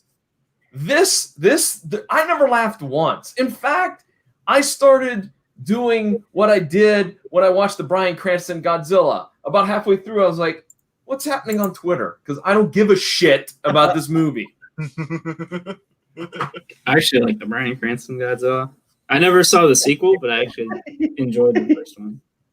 It's on HBO if you ever want to watch it. Yeah. Okay. Do we have HBO? I'm working through Doom Patrol, and it's gotten better. So if you haven't started it, like the first 4 or 5 episodes are kind of and Cyborg is in them, and everyone just knows how much Cyborg sucks. But it actually does get better. Not Cyborg, everything else gets better as you go. Cyborg. Does Cyborg die yet? No, he lives. So far, I think I'm like 9 or 10 episodes in, and he's lived the entire time. So there's only 1 season so far, right? The second season just dropped on HBO. Oh, just dropped? Mm-hmm. Maybe a few weeks ago. Yeah, I see ads for it. Yeah. I was hoping I had more time. I just got to deal with Cyborg. That's fine. Oh, no, not the Mulan time. He's cutting into his Disney Plus time. Oh, no. I still got to read freaking Lock and Key Volume 3 for the other guys. And 4, you're so behind. Yeah, 3 and 4. Yeah. I'm up to date. Hey, Justin, I can't remind Max to do everything. So when it comes to monthly pool, can you remind him to actually go to the comic book store that he said he was going to go open a pool account at? Okay, it's a long process to get things done with me. I'm a very lazy person. What comic book shop? You can just email him. You know that, right? I could, but I want to go down there. What comic book shop? World's Greatest Comic. Years. World's Greatest Comic. It's a comic book in Westerville, John. Why don't you tell us about it? Why don't I tell you about the great sponsor of the PVD cast? World's Greatest Comics. They're located at 5974 Westerville Road in Westerville, Ohio. Hey, so why don't you end your podcast little short videos with stay righteous, stay independent anymore? I do. You sent out your blurb and it didn't have it at the end. I was very disappointed. Oh, the blurb. I'm sorry. Because I thought I would just kind of mix it up. As somebody who just watches off of there, he was like, I don't even give a fuck. The fans give a fuck, John. Okay, I'll recut it. All right. I'll recut it. Jeez. I like how we pivoted from making fun of Max and going really hard at John over a small thing. That's all right. When I went to John for the World's Greatest Comics read, I thought of that because I listen to John's podcast. See, there you go. There you go. Richard Donner I don't know. the blurb, I tried to fix it up a little bit. I tried to mix it up. If you notice, there's techno music in the background too. Purple Rain was great. All the kids love techno music. So yesterday I went into a world of depression. I watched the very good Apple TV original series Defending Jacob, and I cannot stress enough how good this show is. The only movies I've ever seen Chris Evans in are always the more lighter fare, like in Fantastic Four or The Losers. Sunshine. I haven't seen Sunshine. Oh, well, you should. Sunshine is excellent. Captain America. But this show was fascinating because, well, one, I'm not going to spoil the ending because the ending is done really well. Yeah, I've seen that too. But this show does a really good job of showing you the parent struggle when their kid is on trial for murder, not just the, what's this going to do to my kid, but the internal struggle. Like, okay, well, there's all this evidence, but then there's this over here that says he might have done it. So, me as a parent, is it okay that I think that my child might actually be guilty? And what does it? Okay, you're a bad parent. And what does that say about me as a parent? And I thought the show explored it very, very, very well. I put all that money in the tax exempt column for college, and now he's not going to use it. I don't. Didn't they do that in that movie, Before and After? Maybe. With Liam Neeson and Meryl Streep, where his son murders that chick. I don't know. Well, that sounds much better. You guys never saw that movie? No. Sorry. I know what you're talking about, Scott, but I never watched it. I remember I was like 9 or 10, and of course, the only Liam Neeson exposure I had was Phantom Menace. So this Liam Neeson movie came on TV. I was just showing up at my grandparents' house, and my dad was mowing the lawn. I had nothing to do. I was like, Liam Neeson movie, what's up? So all right, let's see what you got. Let's talk about those midichlorians. Let's get it done. Yeah. So this show, I don't recommend doing what I did, the whole 8-hour binge, because it's heavy-handed. It's not Handmaid's Tale heavy-handed, but it is a heavy-handed show, and the performances are fantastic across the board. The writing is great. You feel for the parents in this show, and it does a really good job of making you have your own opinions about the kid, and then it's really good at flipping your opinion on the kid and bringing it back, kind of like what they did with the HBO miniseries The Night Of, which was also really good.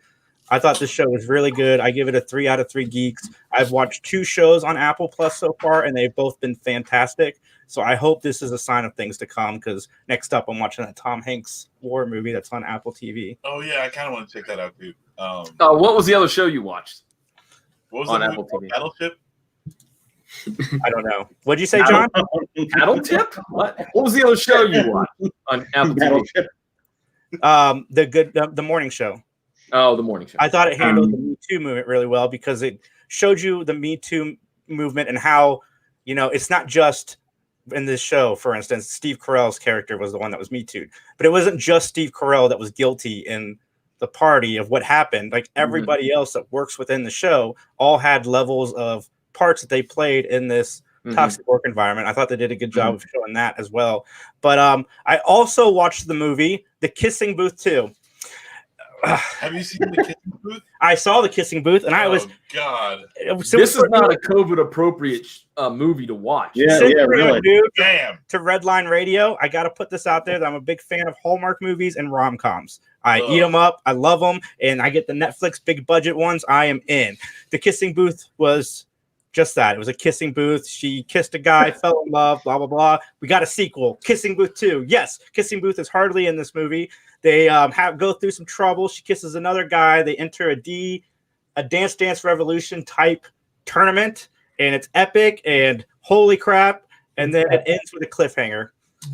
Yeah, but did they enter Dance Dance Revolution just so they could gain control of Fraser Park, California, like in the FP? Yeah. Stakes is high. The Kissing Booth, if you're into rom-coms, The Kissing Booth is a 2 out of 3. If you're not, then stay away. 2 out of 3 smooches? Yeah, 2 out of 3 smooches. So do you think Kissing Booth 3 will be a horror movie, like The Return of COVID? No. That'd be great. 3 will definitely be a horror movie, but there won't even be anything in it. Did you cough? What does that mean? Why is this one rated R? They just kept coughing. 84 cases of COVID attributed to one Los Angeles County kissing booth. before you kiss the girl, you have to fill out like the tracking system paperwork. Contact trace. Yeah, contact trace. Thank you. Yeah, you have to figure that out. You have to scratch your brain with that Q-tip. Ugh. He's been to 11 different kissing booths this week. God. The booth stalks victims. That's like what happens. Protesters outside the kissing booth, like, keep the kissing booths open. Dan, I love it. You can just see the booth like walking behind. Yeah. The booth just moves at night. It's like it ends up somewhere else.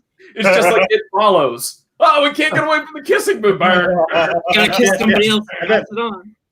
It's like the target. Have the same ending. They just throw it in the pool and wrap it all up. Starts bleeding. Yeah, it's fine. Yeah, there you go. You have to kiss someone to pass it on. Oh, God. Like Truth or Dare, that terrible horror movie. Oh, dude. I got to get away from the kissing booth. That new Transformers show on Netflix. Has anyone seen that or started watching it? I saw the trailer and I was gonna start watching it, and then I had to start watching this shitty Star Trek show instead. So, I'm digging the Transformers show. We should definitely talk about that on Animaniacs sometime soon. I haven't watched all of it, but it's 2 episodes I'm into, and I'm digging it. The animation. I'm definitely gonna start it. But yeah, it's worth it. I think. How many episodes? I don't know. If I had to guess, I'd say 10 to 12, but I'll fact check that right now. More than 2. Yeah, it's more than 2 because the story was 5 episodes, 2 episodes. So we can be confident. More than 2. Hey, John. Not a mathematician. Hey. Isn't there a podcast that drops tomorrow at 4 a.m.? I believe there is. I think it's a side project that you and I work on called Matt Talk. That's right. It's the only Matlock-based podcast on the face of the planet. And we are going to be talking about the episode called The Affair that has some heavy hitters. Kevin Conroy is in it. That's right. That Kevin Conroy. Also, Jeff Conaway is in it as well from Taxi fame. So you definitely want to check out our take on The Affair. It drops tomorrow, 4 a.m., anchor.fm/Matt Talk. According to the geriatric market, 1 4 a.m. call at a time. Yeah. I can't sleep. What's on? Oh, Matt Talk. Oh, Matt Talk. Get my prune juice ready. I got a long one. John. Yes. Is Kevin Conroy, is he the dude from UHF? The big station owner guy? Do you know? I don't know. I'm going to have to look that shit up now. Damn it. Who's the voice of Batman? It's voice actor Kevin Conroy. Yeah. Oh, yeah. Never mind. It's not. Yes. I'll definitely catch that one. That's interesting. 6 episodes in Transformers. I don't know if I said that. Oh, okay. Ooh, yeah, I was closer than 12. Like a movie or something, like a. Hey, if I can sit through 6 or something, I think I thought. Yeah. Oh no. The Transformers Michael Bay movies. I mean, if I can get through those, I can get through an animated. I mean, visually they look great. Everything else is garbage, though. No, they look like diarrhea. You look like diarrhea. Thank you. Great podcasting. Yeah. There's Energon is actually a thing in this cartoon. Like they're worried about how much they have and how to get more. I really dig that. I always thought that was a fundamental part of Transformers that was never really utilized. Right. Is it the all the old school, Optimus Prime, Megatron, Jazz, Starscream, Starscream. Yay. Jazz isn't in it yet, but we'll see how it goes. Ironsides, Ratchet. Ironside I haven't seen yet. Freaking what's the other one? Optimus the second in command, who's like a little bitch. He's like, "Oh, I'm not an Optimus." Is that his name? Not Optimus Prime?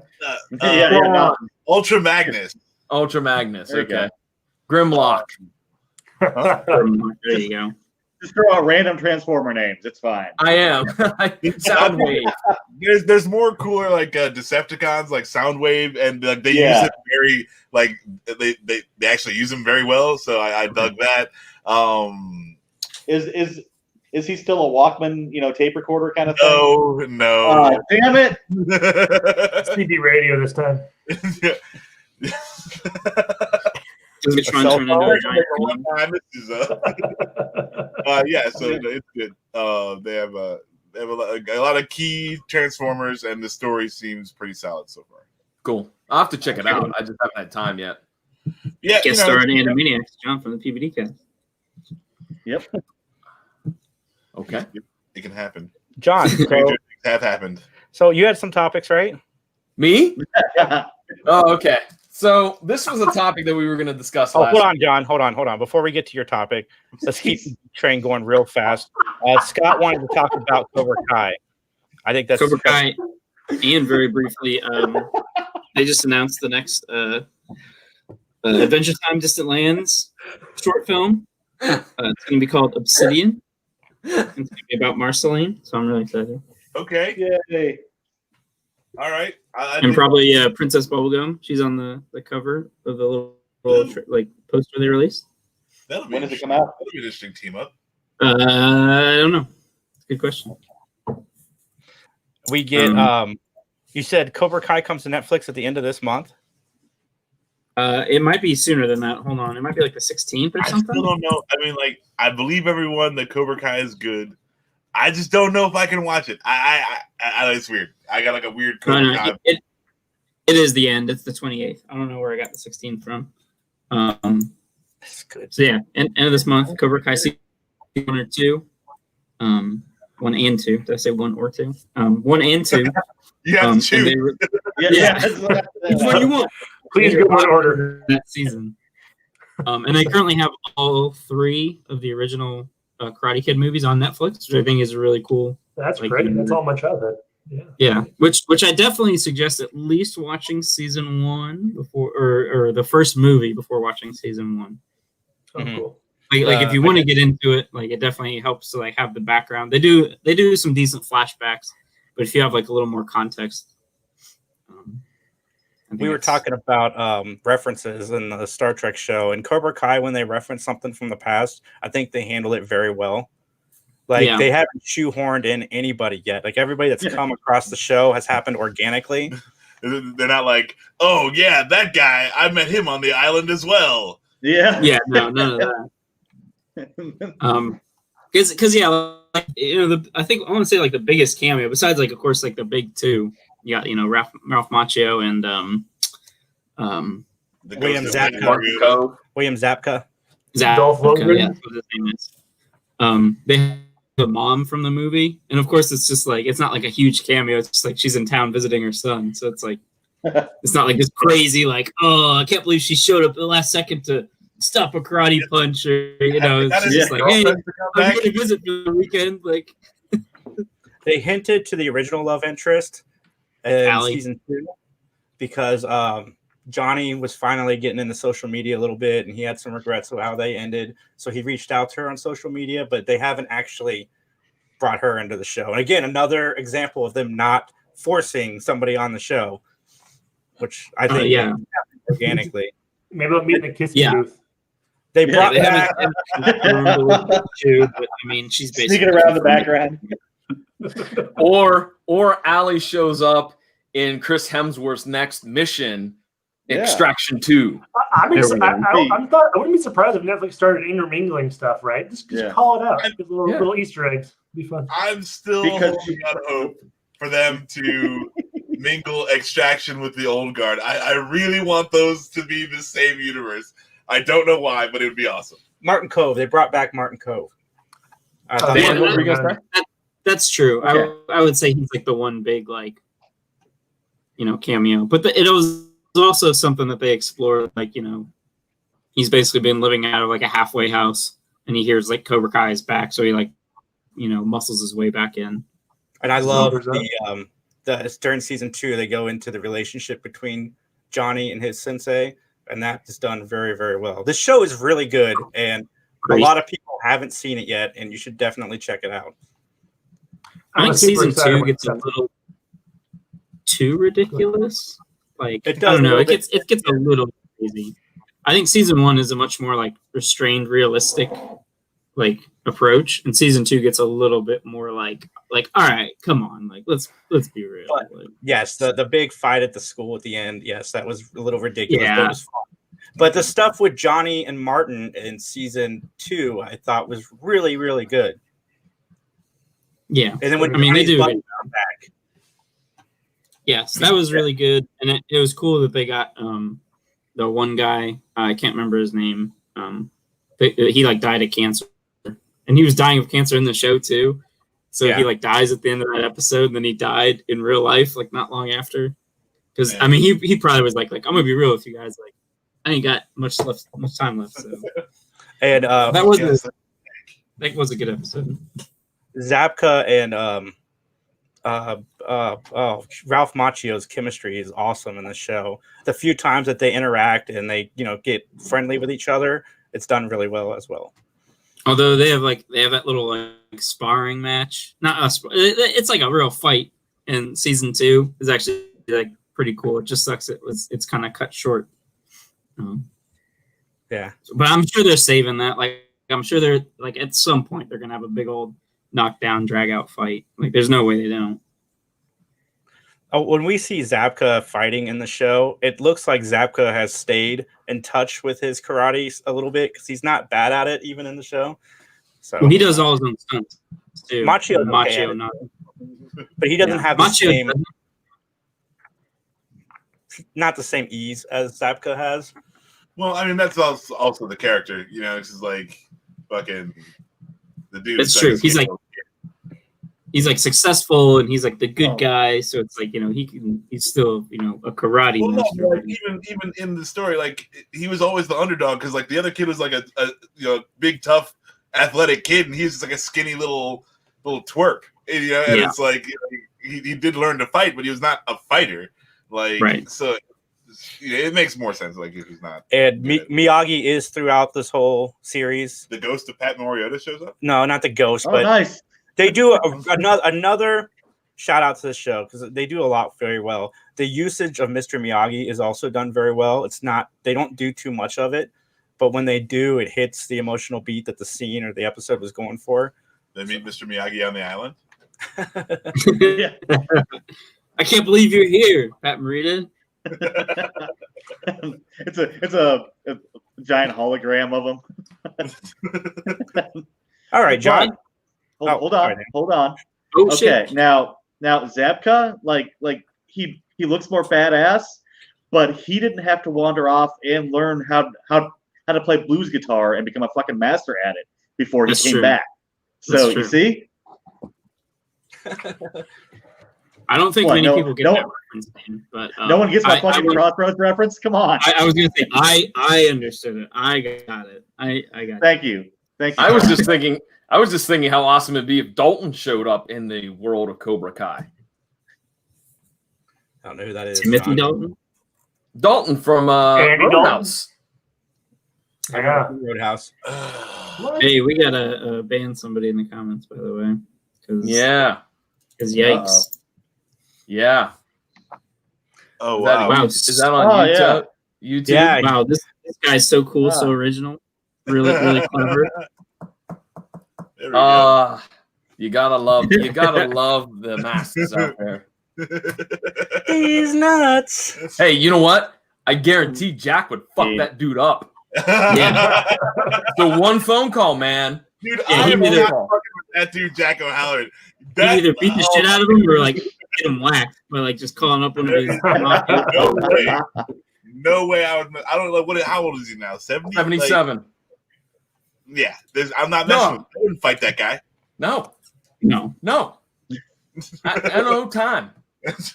No time. No. All right, guys. Let's get to John's topic. Oh, my time. Okay. And we're out of time. Thank you. I know John will ever get a topic for next week. No. This was from last week. I pitched this idea because, in truth, I had a conversation with my cousin, and we were talking about some politics. And my cousin is a vehement hater of our current president, like despises everything about him. And so he had made this comment about who are the worst Americans ever. Like, and I said jokingly, like a Mount Rushmore of evil Americans. And he was like, yeah. So we started talking about it. So how about this? Tell me what you think. I'll throw out some names of some evil Americans. You let me know, are they on that Mount Rushmore or not? Sound like a little game we could play here? Yeah. Sure. Okay. All right. How about Joseph McCarthy? Sure, he could be up there. Maybe. Fearmonger. Okay. Yeah, fearmonger. Wrecked a lot of people's lives. Okay. Yeah, undeservedly. Which, sure. Yeah. Richard Nixon. Wait, who'd you say? Oh, Tricky Dick. Here's the thing. Okay, you might be like an honorable mention. Sorry, you want to go with evil? That's not evil. No. Like okay, like see, evil. that's what I argued with my cousin. I'm like, Richard Nixon, not evil. Like, no, he's yeah. a criminal. He's a douchebag, but he's not evil. Yeah, he's pretty white collar in his crime, right? No, I would argue like Reagan is more evil than Nixon was. I still wouldn't even go with evil on that. I mean, but I'm just saying, like, if I had to categorize, sure. How about Benedict Arnold? No, the traitor. Really? He's a traitor. He's not evil. Well, I mean, he got a lot of people killed. I bet. Okay. Being a traitor. Oh, okay. He was on mine. He was on my list with McCarthy. I was like, yeah, Benedict Arnold. Yeah, but okay. All right. I don't put him up there. Okay. Well, I mean, how far back are we going? Like, is this? We've gone back to when America didn't exist. Yeah. So you know, just to because like Mao Zedong, right? He not American. People. Not an American. Gotcha. He's not an American. Like but after Benedict Arnold. All right. How about Frederick Wortham? Don't know that one. He's the guy that wrote Seduction of the Innocent back in the 50s. Oh, yeah. Comic books are leading to juvenile delinquency and perversion and shit like that. I mean, it's bad, but it's I don't know. How about Jeffrey Dahmer? No, I mean, like, if you're okay. I don't know if you make Rushmore, I will say if you're dealing with child anything, you nasty fucks, you're evil as fuck. You may not make the Rushmore, but you get the fucking honorable mention, you piece of shit. Yeah. Okay, even though he just said reading comic books leads to this deviance, you say fuck him. Yeah. Okay. All right. Jeffrey Dahmer? Yeah, I'd give him. He could go. I'm gonna go closer. Yeah. Yeah, Jeffrey Dahmer can make the list. That guy was fucking. How about James Earl Ray? What was he? James Earl Ray is the assassin of MLK. Yeah. I have him on my list because I feel like if he doesn't do that, then maybe our whole world would be different. Maybe. Nah, I don't think he makes the round of it. Okay. Sadly, probably not. Okay. Real quick, John, before you go any further, Raj the Boss wants to know, do any of us watch Stargirl? I do. No. I don't. I want to because we interviewed Eric Goins, which you should check it out on youtube.com/3 Geeks Network. Yeah. And you can watch the interview. He plays the gambler. But interviewing Eric Goins made me really want to dive into the show because I want to see it for his character. The season finale is Tuesday. Okay. So for this, so now's a good time to catch up because there's only 13 episodes. It's a good show. I like it. You? How does it rank with Batwoman? You don't like Batwoman as much as I do, right? Black Lightning, Batwoman, Stargirl. Why on the Kroll is my opinions? What the fuck?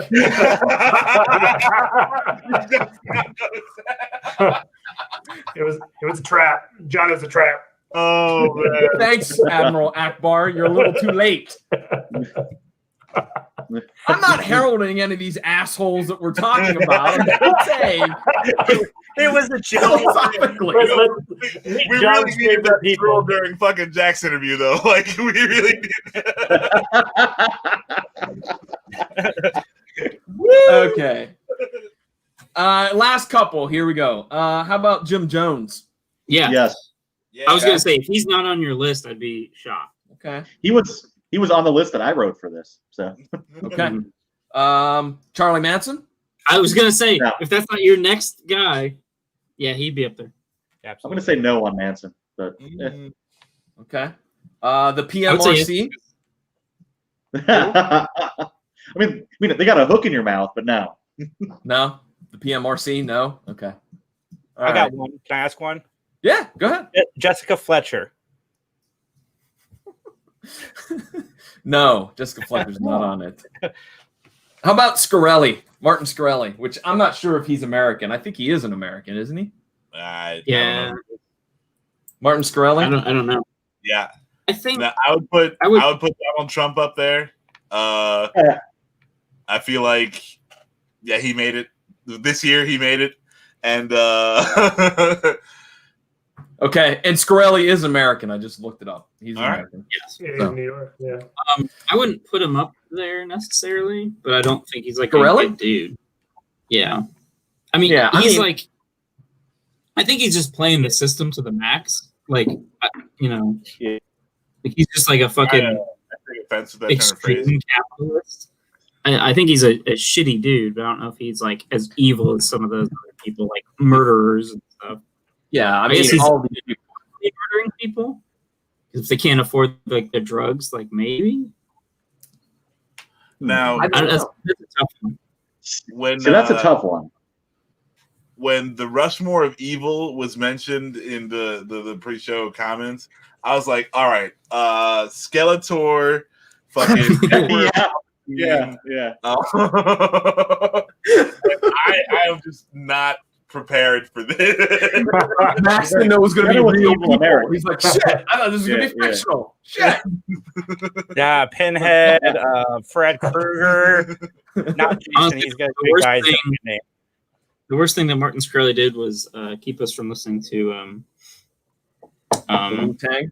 the Wu-Tang album. Yeah, Once Yeah. Upon a Time in Shaolin. Word. Well, I thought again, since that was something discussed, I was like, that's By the way, I think you know. I think him jacking up medical prices is way worse than the not being able to hear a Wu-Tang album, which people have said is actually not as good as like their early work. But it's a funny thing to say. I just want to clarify. It is. I mean, I appreciated it. It was funny. You left one of mine off, John. Who's that? That would have been H.H. Holmes. I'm not familiar with who that is. He was a scary dude in Chicago during the World's Fair, like way back in the. Is this the hotel guy that murdered people? Yeah, in the hotel room? yeah. Oh my god, yeah, he is super Right. scary. That's some crazy shit. Yeah. He let people go into his hotel and he would murder them in their rooms. Yeah, and and then they keep on like adding on to the hotel What was until his like hallways that led to nowhere and shit. well, yeah, because he wanted to trap people in there. Then he would kill the workers that worked on it, so that only he would know how it went. And then he would kill people in the hotel, and then apparently sell their bones and stuff to like medical school. Yeah, Or sell the cadavers. yeah. What's this dude's name? What? H.H. Holmes. I put in our Yeah. chat. Okay, Yeah. H. Holmes. He can make Yeah, it. that's a Okay. hell of a story. I mean, Yes. Yes. He can make it. I think he's worse than Manson. yeah. Yeah. Yeah. Imagine giving someone $5 to kill you. Like, hey, welcome to my hotel. Nobody mentioned John H. Casey. Yeah. What'd you say? John H. Yeah, Casey. compared to this dude, that guy's nothing. That's true. Oh, Casey? I mean, to revisit Nixon though, I just like the Vietnam War. I mean, that's a pretty heavy duty. Yeah. That's like, true. He penned a lot of war crimes. You know what I mean? Yeah. I mean, But I mean, sorry. Get back to this HH guy. Freaking like you're saying. Freaking, I charge you to stay in my hotel. Then I murder you. Yes. Then I sell your cadaver to the hospital. Capitalism. Yeah. Max. Capitalism. Yeah. But Yeah. okay, so he moved there. He struck a deal with the guy that ran a drugstore. Apparently off that dude, although there didn't seem to be any proof, married his wife, took over the drugstore, built this So giant murder hotel across the street. that guy makes it. Yeah. that guy is the number one entrant in that category. Hands down. He wins. I've never heard of this dude till today, but he wins. Bottom line. Movie about that guy. What? What about There's a horror movie about that guy. There should be. John. Oh no, John, come back. He's a John, please. I have somebody for this monument. I just freaked John out. Okay, he's gone. Oh, hey, he's back. Oh, here I'm back. Yeah, Yay! Three Geeks. Films. Were you afraid that H.H. Holmes' ghost came and got me? And that's what happened. Yeah, like, oh god. And added your house to his hotel. Yeah. Keep me off of this. all over again. All right, special thank you to Jack O'Halloran for coming on and letting us talk to him for a little bit. I look forward to talking to him again sometime. Yeah, that guy's maybe get him on podcast lips where we can dive more into some of his other stuff. Yeah, a little more of the. And thank you guys for tuning in. John, tell everybody where they can find you and about the PVD cast. Sure. My podcast is called The PVD Cast. It's available at pvdcast.com or all of the major podcasting platforms. And the live broadcast is every Monday night right here on Redline Radio LLC at 9:30. So you can listen then if you'd like. And you can follow me on Twitter, as it said in the scroll, at PVDMVP, and just search Facebook, Instagram at PVDcast to find out those social media links. Awesome. And like I said, check out the top 10 show that they do on this network at 9:30. They're doing Soda Pop. It's going to be awesome. And from everybody at the Three Geeks podcast, have a great day. And recycle your droids. See ya. Indeed. See ya. Oh, yeah. Look at our cool thing. Look how legit we are. We're still live, right? We're just we are. Yeah. We're not muted. Live douche. Oh, look at all the production. I got a name. Production. You Check out. I have a name. Oh, yeah. I'm a man. Yeah. All right. All right. I'm a man. That's my Geek TV. That's what's up.